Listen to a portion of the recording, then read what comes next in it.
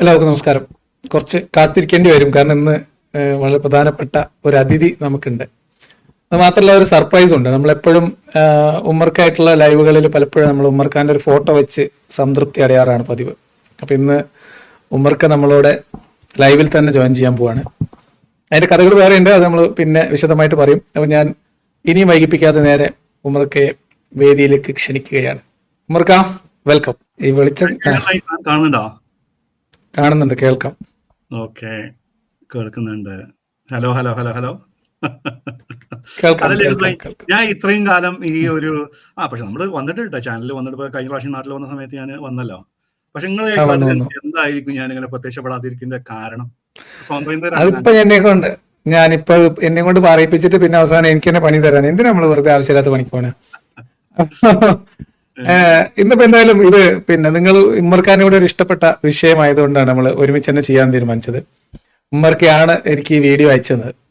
അപ്പൊ ഉമ്മർ ഭായ്, ഞാൻ സതീഷ് ഏട്ടന്റെ വീഡിയോ നമ്മൾ ഇതിനു മുമ്പ് ഒരു തവണ റിയാക്ട് ചെയ്തിട്ടുണ്ട്. സതീഷ് ഏട്ടന് ഈയിടെയായിട്ട് കുറച്ച് ഇസ്ലാമിക് വിഡൽസിന്റെ അസ്കിയത ഉണ്ട്.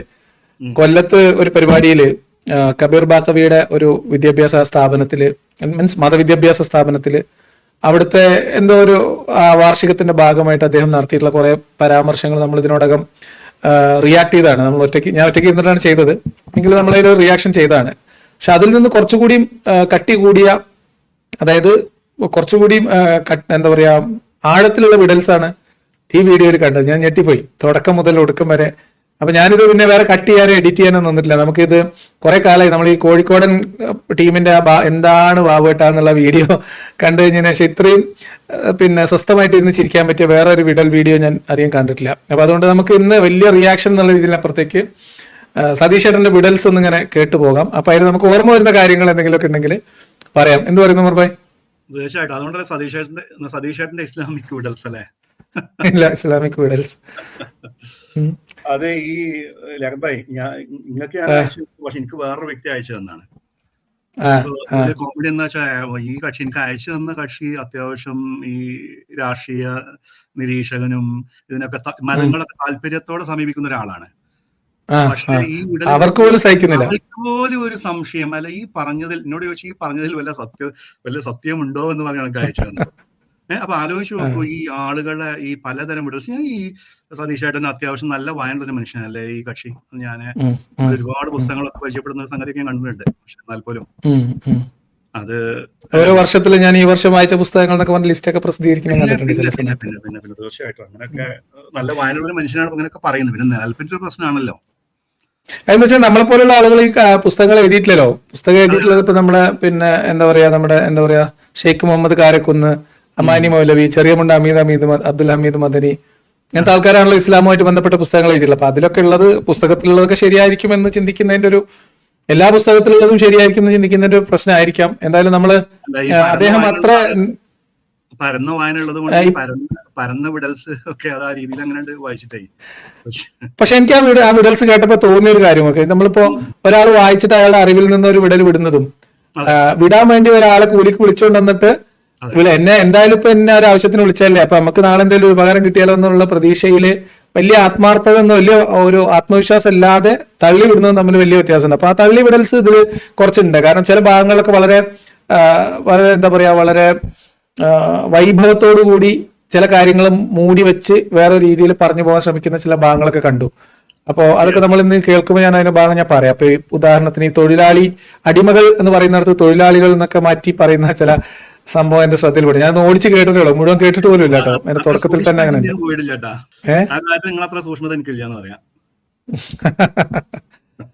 അപ്പൊ നമുക്ക് നല്ല സതീഷ് ഏട്ടന്റെ വിഡൽസിലേക്ക് കടക്കാം. ഒരുപാട് സമയം വൈകിപ്പിക്കേണ്ട, ആൾക്കാർ പ്രതീക്ഷയുടെ കാത്തിരിക്കും. സ്ത്രീധനം വാങ്ങിക്കരുത്, പകരം മഹറാണ് കൊടുക്കേണ്ടത് എന്ന് പറഞ്ഞു. സ്ത്രീധനം വാങ്ങിക്കരുത്. എത്ര നൂറ്റാണ്ടുകൾക്ക് ശേഷമാണ് സ്ത്രീധന നിരോധന നിയമങ്ങളെല്ലാം ലോകത്ത് പല രാജ്യങ്ങളിലും ഉണ്ടായത്. സ്ത്രീധനം വാങ്ങിച്ചു പോകരുത്, സ്ത്രീയാണ് ധനം, മഹർ കൊടുക്കണം, അങ്ങോട്ട് കൊടുക്കണം എന്ന് പറഞ്ഞു. എന്തതിനെ കുറിച്ച് പറയാനുള്ളത്? അല്ല, സ്ത്രീ തന്നെയാണ് ധനം അല്ലേ, മഹർ കൊടുക്കാൻ പാടില്ല. ഞാൻ ചോദിക്കട്ടില്ല, നിങ്ങൾ ഈ മഹർ എന്ന വാക്ക് ഖുർആനിൽ എവിടെയെങ്കിലും കണ്ടിട്ടുണ്ടോ? മഹർ മത്താണ്. മത്താവ്. അത് എന്തിനാണ് നമ്മൾ കൊടുക്കേണ്ടത് സാധാരണ രീതിയിൽ ഖുർആനിൽ പറഞ്ഞിട്ടുള്ളത്? അത് ഇതിന് തന്നെ, ഇപ്പൊ എന്താവശ്യത്തിനാണോ കല്യാണം കഴിക്കുന്നത് അതിന് ആ ആവശ്യത്തിന് വേണ്ടിയിട്ട്. ഉം. അല്ല മൂപ്പര് ഞാൻ മഹറിനെ കുറിച്ച് ഞാൻ ഒരു പരമ്പര തന്നെ ചെയ്ത് തുടങ്ങിയിട്ടുണ്ടായിരുന്നു. മഹർ എന്താണെന്ന് വിശദീകരിച്ച് ഫത്തുൽമൊയിനൊക്കെ എടുത്ത് വായിച്ചിട്ട് ഞാൻ പറഞ്ഞു കൊടുത്തിട്ടുണ്ട്. അതായത് സ്ത്രീധനത്തെക്കാളും നീചമായ, സ്ത്രീ വിരുദ്ധമായ, സ്ത്രീകളെ ഇത്രമേൽ അവഹേളിക്കുന്ന വേറൊരു സംവിധാനം വിവാഹത്തിൽ ഇല്ലാന്ന് എന്റെ അഭിപ്രായം. തീർച്ചയായും മഹറിനോളം. അതെ അതെ അതെ അതെ. അത് നമുക്ക് അതിനെ കുറിച്ച് ഒരു ചരിത്രം തന്നെ പറയണമെങ്കിൽ ഈ മാറിന്റെ വിഷയം മൂപ്പര് പറഞ്ഞു തീർത്തോ? അത് പറഞ്ഞു തീർത്തതിന് ശേഷം നമുക്ക് ആ കാര്യം ഒന്ന് തീർത്തിട്ട് അതിലേക്ക് വരാം, മഹറിലേക്ക് വരാം. അതിന്റെ മുമ്പ് പുള്ളിനെ വല്ലാണ്ട് വിസ്മയിപ്പിച്ച ഒരു കാര്യം, വേറൊരു സംഭവം പറയുന്നുണ്ട്. അതിൽ 2 വിടൽസ് ഒരുമിച്ച് ഒറ്റ വിടലാണ്. 2 വിടല് ഒറ്റ വിടലാക്കി വലിയ വിടലാക്കി വിടുന്നുണ്ട്. അതൊന്ന് ശ്രദ്ധിച്ചോളൂ. അവിടെ ഞാനൊന്ന് പോസ് ചെയ്യാം, കാരണം അത് അത്രയും സൂക്ഷ്മമായിട്ട് കേട്ടാൽ മാത്രം മനസ്സിലാവുന്ന ഒരു വിടലാണ്. അത്ഭുതപ്പെടുത്തിയത് ഏറ്റവും വലിയ സുവർണകാലം പ്രവാചകന് ശേഷമുള്ളത് എന്ന് വിശേഷിപ്പിക്കപ്പെടുന്നത് ഖലീഫ ഉമറിന്റെ കാലമാണ്. ഖലീഫ ഉമറിന്റെ സദസ്സിൽ ഒരിക്കൽ ഈ മഹർ തുക കുറയ്ക്കാനുള്ള ഒരു തീരുമാനം എടുത്തു. അപ്പോൾ ആ രാജസദസ്സിൽ ഒരു വനിതയുണ്ടായിരുന്നു. അത് അത്ഭുതപ്പെടുത്തുന്ന കാര്യം, അന്നത്തെ രാജസദസ്സിൽ ഒരു വനിതയുണ്ടായിരുന്നു.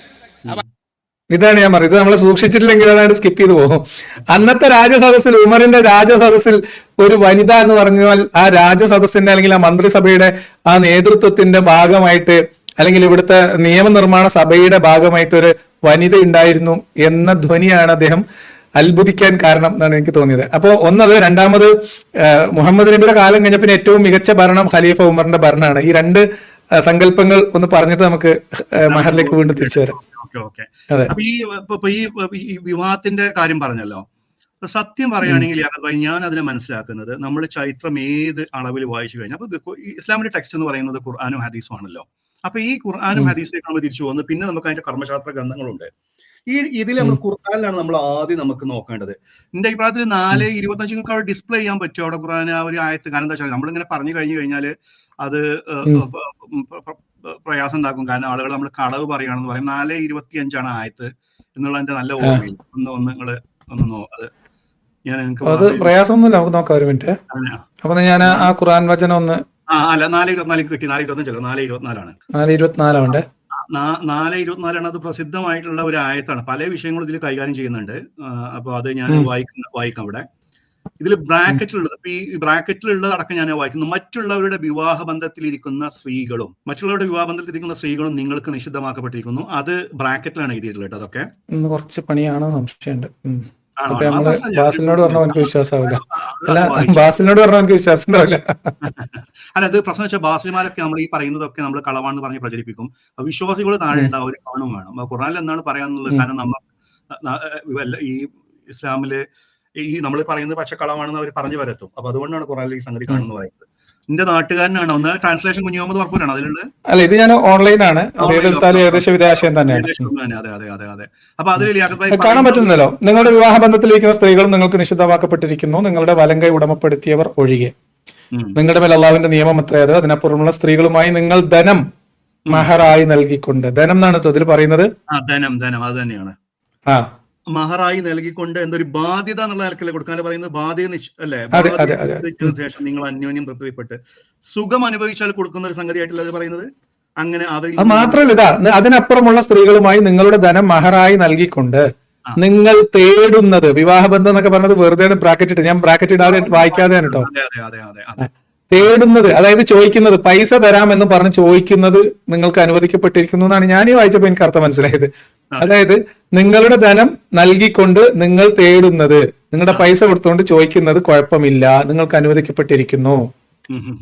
നിങ്ങൾ വൈവാഹിക ജീവിതം ലക്ഷ്യമാക്കുന്നവരായിരിക്കണം, നീചവൃത്തി ആഗ്രഹിക്കുന്നവരാകരുത്. അങ്ങനെ അവരിൽ നിന്ന് നിങ്ങൾ വല്ല സുഖവും അനുഭവിച്ചാൽ അവർക്കുള്ള വിവാഹ മൂല്യം ഒരു ബാധ്യത എന്ന നിലക്ക് നിങ്ങൾ നൽകേണ്ടതാണ്. അത് സുഖം അനുഭവിച്ചു കഴിഞ്ഞാൽ മാത്രമാണ് ഇത് ബാധ്യതയായിട്ട് കൊടുക്കേണ്ടത് എന്നാണ് ഈ പറയുന്നത്. അതായത് ഇസ്ലാമിന്റെ ഒന്നാമത്തെ പ്രമാണം എന്ന് പറയുന്നത് ഖുർആനാണ്. അതിൽ യാതൊരു ആർക്കും അതിൽ യാതൊരു സംശയമില്ല.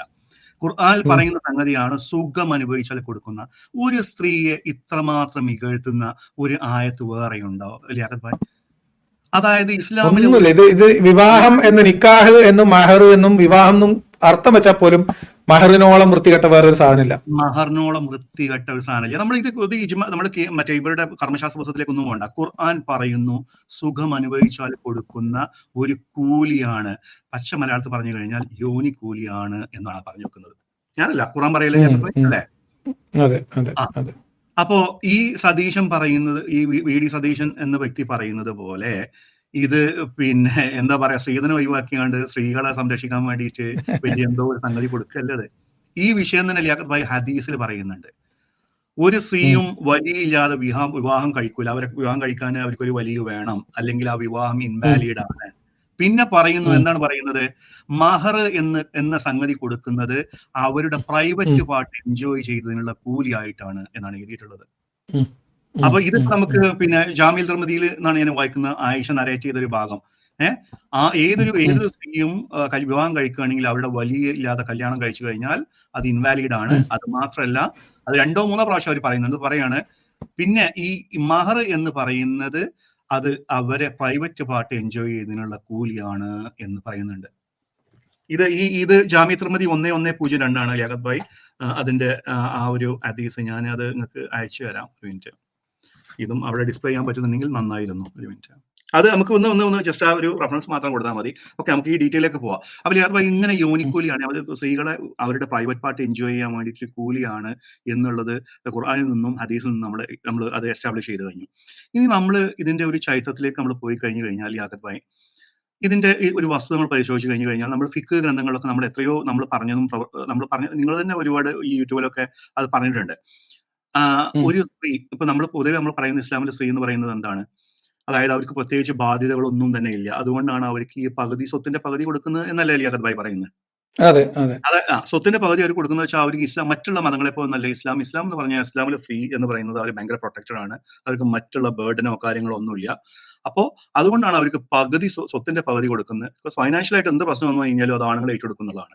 പക്ഷെ അങ്ങനെ പറഞ്ഞു പറ്റിക്കുന്ന സ്ത്രീകൾ മനസ്സിലാക്കേണ്ട ഒരു കാര്യം, ഇതുപോലുള്ള കർമ്മശാസ്ത്ര ഗ്രന്ഥങ്ങളിൽ എഴുതി വെച്ചിട്ടുള്ളത്, കർമ്മശാസ്ത്രം പോട്ടെ, ഹദീസിൽ തന്നെ പറഞ്ഞിട്ടുണ്ട് ലിയാഖത്ത് ഭായ് ഓർമ്മയില്ലേ, അതായത് ഒരു ദിവസം ഒരു സ്ത്രീ പിന്നെ ഭർത്താവിനോട് സ്വന്തം അതായത് ഒരു സ്ത്രീ പറയുകയാണെങ്കിൽ ഇന്ന് എനിക്ക് പ്രയാസമുണ്ട് എന്ന് പറഞ്ഞു കഴിഞ്ഞാൽ നേരം വെളുക്കോളം ആ സ്ത്രീയെ പ്രാകാൻ വേണ്ടിയിട്ട് അള്ളാഹു മലക്കുകളെ ഏൽപ്പിച്ചു എന്നാണ് പറഞ്ഞിട്ടുള്ളത്, അല്ലേ ലിയാഖത്ത് ഭായ്? അതെ, തീർച്ചയായിട്ടും. മാത്രമല്ല, ഈ കല്യാണവുമായി ബന്ധപ്പെട്ട് സ്ത്രീകൾക്ക് കല്യാണത്തിലുള്ള അവകാശം പറയുന്ന സമയത്ത് ആലോചിക്കേണ്ട കാര്യം, ഒരു സ്ത്രീ സ്വന്തം കല്യാണമോ മറ്റൊരു സ്ത്രീയുടെ കല്യാണം നടത്തി കൊടുത്താല് നേരിട്ട് ചെയ്താല്, മഹർ നേരത്തെ പറഞ്ഞ വലിയും പിന്നെ അധികാരികളും ഇല്ലാതെ ചെയ്തു കഴിഞ്ഞാൽ അവർ രണ്ടുപേരും വ്യഭിചാരിണികളാണ് എന്നാണ് വലിയ പെർമിഷൻ ഇല്ലെങ്കിൽ അത് ഇൻവാലിഡ് ആണെന്ന് പറയുന്നുണ്ട്. ഇൻവാലിഡ് ആണ് എന്ന് മാത്രമല്ല, സ്ത്രീ അങ്ങനെ വിവാഹം ചെയ്യിപ്പിക്കാന്നാൽ വ്യഭിചാരാണെന്നാണ് ഈ പറയുന്നത്. അതുകൊണ്ടാണ് അത് ഇൻവാലിഡ് ആവുന്നത്. അങ്ങനെ ആ മാരേജിലേക്ക് അവർ കടന്നു കഴിഞ്ഞാൽ അവർക്ക് കിട്ടുന്ന മഹർ എന്ന് പറയുന്നത് അവരുടെ പ്രൈവറ്റ് പാർട്ട് എൻജോയ് ചെയ്യാനുള്ള കൂലിയാണ് എന്നും ഹദീസിൽ പറയുന്നുണ്ട്. അല്ല, ആ ഹദീസ് തന്നെയാണ് എടുത്തു വെച്ചെന്ന് തോന്നുന്നു, അല്ലെ? അല്ല, അത് തന്നെയാണെന്ന് തോന്നുന്നു. അപ്പോ നേരം വെളുക്കോളം അള്ളാഹു മലക്കിനെ ഏൽപ്പിച്ചേക്കുക. എന്ത്, ഈ ഭർത്താവ് ചോദിക്കാണ്, പിന്നെ അല്ല ഇന്ന് എന്ന് പറഞ്ഞു കഴിഞ്ഞാൽ ഇന്ന് കുറച്ച് ചെറിയ പ്രയാസം ഉണ്ട് എന്ന് പറഞ്ഞു കഴിഞ്ഞാൽ ആ മലക്ക് അവകാശമില്ലേ? ഇവര് പറയുന്നത് എന്താ വെച്ചിട്ടുണ്ടെങ്കിൽ, നമ്മൾ ഇതിനെ കുറിച്ചൊക്കെ ആദ്യകാലങ്ങളിൽ മാത്രമല്ല ഈ പിന്നെ മഹർ അല്ലെങ്കിൽ ഇവർ പറയണല്ലോ സ്ത്രീകളെ സംരക്ഷണം, സ്ത്രീകളുടെ ചെലവ്, വസ്ത്രം എന്നൊക്കെ പറയല്ലോ. ഇതിൽ പല സാധനങ്ങളും ഈ ശാരീരിക ബന്ധത്തിന് വിമുഖത പ്രകടിപ്പിച്ചാൽ പിന്നെ അത് ലാപ്സ് ആയി പോകും. ഒരു ദിവസത്തെ ചെലവിന് കൊടുക്കൽ, ഫുഡ് വാങ്ങി കൊടുക്കൽ പോലും ബാധ്യതയില്ല എന്നുള്ളതാണ്. അതെ, വിവാഹ ചെലവ് കൊടുക്കുന്ന കാര്യത്തിൽ അല്ലെ, ചെലവ് ഒരു ദിവസം വാങ്ങി കൊടുക്കും. അത് മാത്രമല്ല, മരുന്നല്ലെങ്കിലും ആവശ്യമില്ല. ഈ പിന്നെ നമ്മളെ കുളിക്കാനുള്ള സോപ്പ്, അങ്ങനത്തെ സാധനങ്ങളൊക്കെ ഉണ്ടല്ലോ, എണ്ണ, ഇതൊക്കെ നമ്മൾ മെഴുക്ക് പറ്റാനുള്ള സോപ്പ്, ഇതൊക്കെ മെഴുക്ക് പറ്റ മീൻസ് മെഴുക്ക് ഇളക്കാനുള്ള സോപ്പ്, ഇതൊക്കെ വാങ്ങിക്കൊടുക്കൽ ബാധ്യതയാവുന്നത് ആ കുളി നിർബന്ധമാകലിന്റെ കാരണക്കാരൻ ഈ ഭർത്താവാണെങ്കിൽ മാത്രമാണ്. അങ്ങനെ അതായത് ജീവിതാവസാനം മുഴുവൻ എല്ലാ സംഗതികളെയും ജീവിതം മുതൽ മരണം വരെ എഴുതി വെച്ച പുസ്തകത്തിൽ ഏത് കാലെടുത്ത് പിന്നെ നമ്മള് മറ്റേ കക്കൂസിൽ കയറണം, അവിടുന്ന് ഏത് കാലെടുത്ത് ഇറങ്ങണം, അതായത് കുട്ടികളുണ്ടാവുമ്പോ അതിന് ചെല്ലേണ്ട എന്തെല്ലാം മന്ത്രങ്ങളാണെന്നൊക്കെ എഴുതി വെച്ച പുസ്തകത്തിൽ ഈ സംഗതിയും അത് എഴുതി വെക്കണമല്ലോ. അപ്പൊ തീർച്ചയായിട്ടും അങ്ങനെ എഴുതി വെച്ചൊരു സംഗതിയാണ് ഫത്തുൽ മുഈൻ. നമ്മുടെ പള്ളി മദ്രസകളിൽ കേരളത്തിൽ ഇന്നും പഠിപ്പിച്ചു കൊടുക്കുന്ന പള്ളി ഈ പറയുന്ന പിന്നെ ഫത്തുൽ മുഈൻ എന്ന ഗ്രന്ഥത്തിൽ മുനാക്കഹാത്ത് എന്ന് പറഞ്ഞ ഭാഗത്ത് എഴുതി വെച്ചൊരു സംഗതി ഞാൻ വായിച്ചു തരാം. ചിലത് നഷ്ടമാകുന്ന സന്ദർഭം, പിണക്കം മൂലം അഥവാ ഭർത്താവിന് വഴിപ്പെടാതിരിക്കൽ മൂലം ചെലവുകൾ മുഴുവൻ അവൾക്ക് നഷ്ടപ്പെടും. അത് പണ്ഡിതന്മാരുടെ ഏക അഭിപ്രായം, ഇജ്മാ ഉണ്ട് ആ വിഷയത്തിൽ. ലിയാഖത്ത് ഭായ്, ഭർത്താവിന് ഒരു ദിവസം വഴിപ്പെടില്ല എന്നുണ്ടെങ്കിൽ പെണ്ണിന്റെ ചെലവ് മുടങ്ങുന്ന പറയുന്നത്. കാരണം ഇത് അതങ്ങൾ പറഞ്ഞ യന്ത്രത്തിന് തകരാറ് പറ്റിക്കഴിഞ്ഞാല്, തകരാറ് പറ്റിയാല് അത് പിന്നെ ശരിയാക്കി എടുക്കേണ്ട ബാധ്യത പോലും ഭർത്താവിനില്ല. ഭർത്താവിനില്ല എന്ന് എഴുതിയുള്ളത് അല്ലേ? അയ്യോ നിങ്ങളുടെ വയ്യ. അപ്പൊ അങ്ങനെ അപ്പൊ ഈ സംരക്ഷണം ചെലവിന് കൊടുക്കൽ അത് വേറെ തന്നെ കഥയാണ്. ഈ ഇപ്പൊ നമ്മള് മഹറാണ് ഇപ്പൊ ഉസ്താദ് മീൻസ് സതീശേട്ടൻ പറഞ്ഞത് മഹർ ആയതുകൊണ്ട് മഹർ എന്ന് പറയുന്നത് അത്ര എന്തോ ഒരു മഹാസംഭവമാണെന്നൊന്നും വിചാരിക്കണ്ട. മഹർ സ്ത്രീത്വത്തെ അപമാനിക്കുന്നതിന്റെ ഏറ്റവും അങ്ങേ അറ്റം ആയിട്ടുള്ള ഒരു കാര്യമാണ് വിവാഹത്തിൽ. സ്ത്രീധനത്തെക്കാളും മ്ലേച്ഛമായിട്ടുള്ള ഒരു വ്യവസ്ഥിതിയാണ് മഹർ. കാരണം സ്ത്രീ അതെ ശരീരത്തെ ഇപ്പൊ നിക്കാഹിന്റെ വചനങ്ങളിൽ തന്നെ വളരെ ക്ലിയർ ആയിട്ട് പറയുന്നത് ഇന്നാൽ ഇന്ന മഹർ നിശ്ചയിച്ച ആ മഹറിന് പകരമായി എന്റെ മകൾ അല്ലെങ്കിൽ എന്റെ പെങ്ങൾ അല്ലെങ്കിൽ എന്റെ പേരക്കുട്ടി ഇന്നാൽ ഇന്ന സ്ത്രീയെ ആ മഹറിന് പകരമായിട്ട് കൈമാറാണ്. അതെ അതെ തീർച്ചയായിട്ടും അതെ അതെ അതെ ഇതിൽ യാക്കോബ് ഭായി നേരത്തെ ഞാൻ പറഞ്ഞ ആ ഒരു ഹദീസ് എന്ന് പറയുന്നത് സ്വഹീൽ ബുഖാരിയിലുള്ള ഹദീസാണ്. ഹദീസിൽ ഇങ്ങനെയാണ് പറയുന്നത്, അബൂ ഹുറൈറയിൽ നിന്ന് നബി പറഞ്ഞു, ഒരു പുരുഷൻ തന്റെ ഭാര്യയെ തന്റെ വിരിപ്പിലേക്ക് ക്ഷണിച്ചു, അപ്പോഴവൾ ക്ഷണം നിരസിച്ചു. അങ്ങനെ അങ്ങനെ അയാൾ കോപിഷ്ഠനായി രാത്രി കഴിച്ചു കൂട്ടിയാൽ പുലരും വരെ മലക്കുകൾ അവിടെ ശപിച്ചുകൊണ്ടിരിക്കുന്ന പറയുന്നത്. അപ്പോ ഞാൻ ആലോചിച്ചത് എന്താ വെച്ചാലേ, അപ്പൊ ഒരു ഇത് ആണ് കള്ള പറയണത് പറഞ്ഞു ഏൽപ്പിച്ചിട്ട് ശപിക്കണതാണോ അതോ അല്ല മലക്കുകൾ നോക്ക അല്ല സ്വന്തം പറയാതെ നിലക്ക് മലക്കുകൾക്ക് ശപിക്കണതാണെന്ന് ഗ്രൂപ്പില്ലല്ലോ. ആർക്കറിയാം? മലക്കുകൾ എന്ന് പറഞ്ഞു കഴിഞ്ഞാൽ ഇല്ല. ഫ്രീ വിൽ ഇല്ലാത്ത മനുഷ്യന്മാരല്ലേ, ഒരു ഫ്രീ ജീവികളല്ലേ. വില്ലില്ല. അല്ല പറയാതെ പറ്റില്ല. പക്ഷെ നമുക്കുള്ളത് പോലെ ഇല്ല. എന്റെ സംശയം അതല്ല. അപ്പൊ പെണ്ണ് ഓക്കെയാണ്, ആണ് ഇക്ക ഇന്ന് ആവാമോന്ന് ചോദിച്ചാൽ ആണ് ലീവ് എടുക്കണി അല്ല, ആണുങ്ങൾ നോ എന്ന് പറയുകയാണെങ്കിൽ അന്ന് മലക്ക് ലീവ് എടുക്കുക അല്ലേ. അല്ല അപ്പൊ മലക്ക് അപ്പുറത്ത് പോയി റഹ്മത്തിന്റെ പാട്ട് പാടുവയ്ക്കും. റഹ്മത്തിന്റെ പാട്ട് എന്താ പറയാ. എല്ലാം ഒരുപാട് അത് സത്യം പറയുകയാണെങ്കിൽ ഇത് അപ്പൊ ഭയങ്കര മഹർ സതീഷേട്ടൻ മഹർ വല്ലാണ്ട് അതിമ പുളകിതനാവണ്ട. മഹറിനെ കുറിച്ച് നമ്മൾ ഒരു വീഡിയോ 1-2 വീഡിയോ ചെയ്തിട്ടുണ്ട്. ഇനി വിശദമായിട്ട് അതിൽ വരാനുണ്ട്. അപ്പൊ അതെ മഹർ എന്തോ സംഭവമാണ്. ഇപ്പൊ ഇനി പറയാൻ പോകുന്നത് ഇങ്ങനെ നമ്മൾ നേരത്തെ ഖലീഫ ഉമറിന്റെ സദസ്സിൽ ഒരു ഉം. വനിത അതും അത്ഭുതപ്പെടുത്തിയെന്ന് പറഞ്ഞു. അപ്പൊ അങ്ങനെ വനിതകളുള്ള സദസ്സൊന്നും അങ്ങനത്തെ നിയമനിർമ്മാണ സംഗതികളിലോ ഭരണത്തിന്റെ കാര്യങ്ങളിലോ ഒന്നും ഇസ്ലാമികമായിട്ട് സ്ത്രീകൾക്ക് അങ്ങനെ പ്രത്യേകിച്ച് അല്ല സ്ഥാനമൊന്നുമില്ല.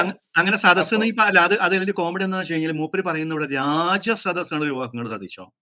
അതെ അതെ രാജസദസ്. അതിൽ എന്റെ അഭിപ്രായത്തിൽ ഒരു ആലങ്കാരികമായിട്ട് പറയുകയാണെങ്കിലും പൊന്നാര സതീശേട്ടൻ ഞങ്ങൾ അങ്ങനെയൊന്നും പറയില്ല. കാരണം അത് അങ്ങനെയൊക്കെ ഖലീഫാമറിനെ കുറിച്ച് ഞങ്ങൾ പറയുന്നത് ലാളിത്യത്തിന്റെ ഈറ്റിലെന്നൊക്കെ അതെ പറഞ്ഞു കഴിഞ്ഞാല് ഇപ്പൊ ഞാൻ എന്താണ് നമ്മള് മറ്റേ ഇയാള് അത് അല്ല ഈന്തപ്പനത്തോട്ടത്തിന്റെ തണലിലാണെങ്കിലും രാജസദസ് ഉമർ ഭായ് അല്ല ഒന്നാലും പദവി പറയുന്നത് നമ്മൾ അത് അന്വേഷിച്ചെടുക്കണം. ചൈത്രവായനൊക്കെ നടത്തുമ്പോ ഖലീഫാമർ രാജദാസാണ്. അപ്പൊ എനിക്ക് അതിൽ ആ കാര്യത്തിൽ ഒബ്ജക്ഷൻ ഉണ്ട്. കാരണം എന്താ വെച്ചിട്ടുണ്ടെങ്കിൽ ഗാന്ധി പണ്ട് പറഞ്ഞു എനിക്ക് പിന്നെ ഈ ഖലീഫാമറിന്റെ ഭരണം ഞാൻ ആഗ്രഹിക്കുന്നത്, ഞാൻ തെരഞ്ഞിട്ട് എത്ര കണ്ടിട്ടും എനിക്ക് കിട്ടിയില്ല.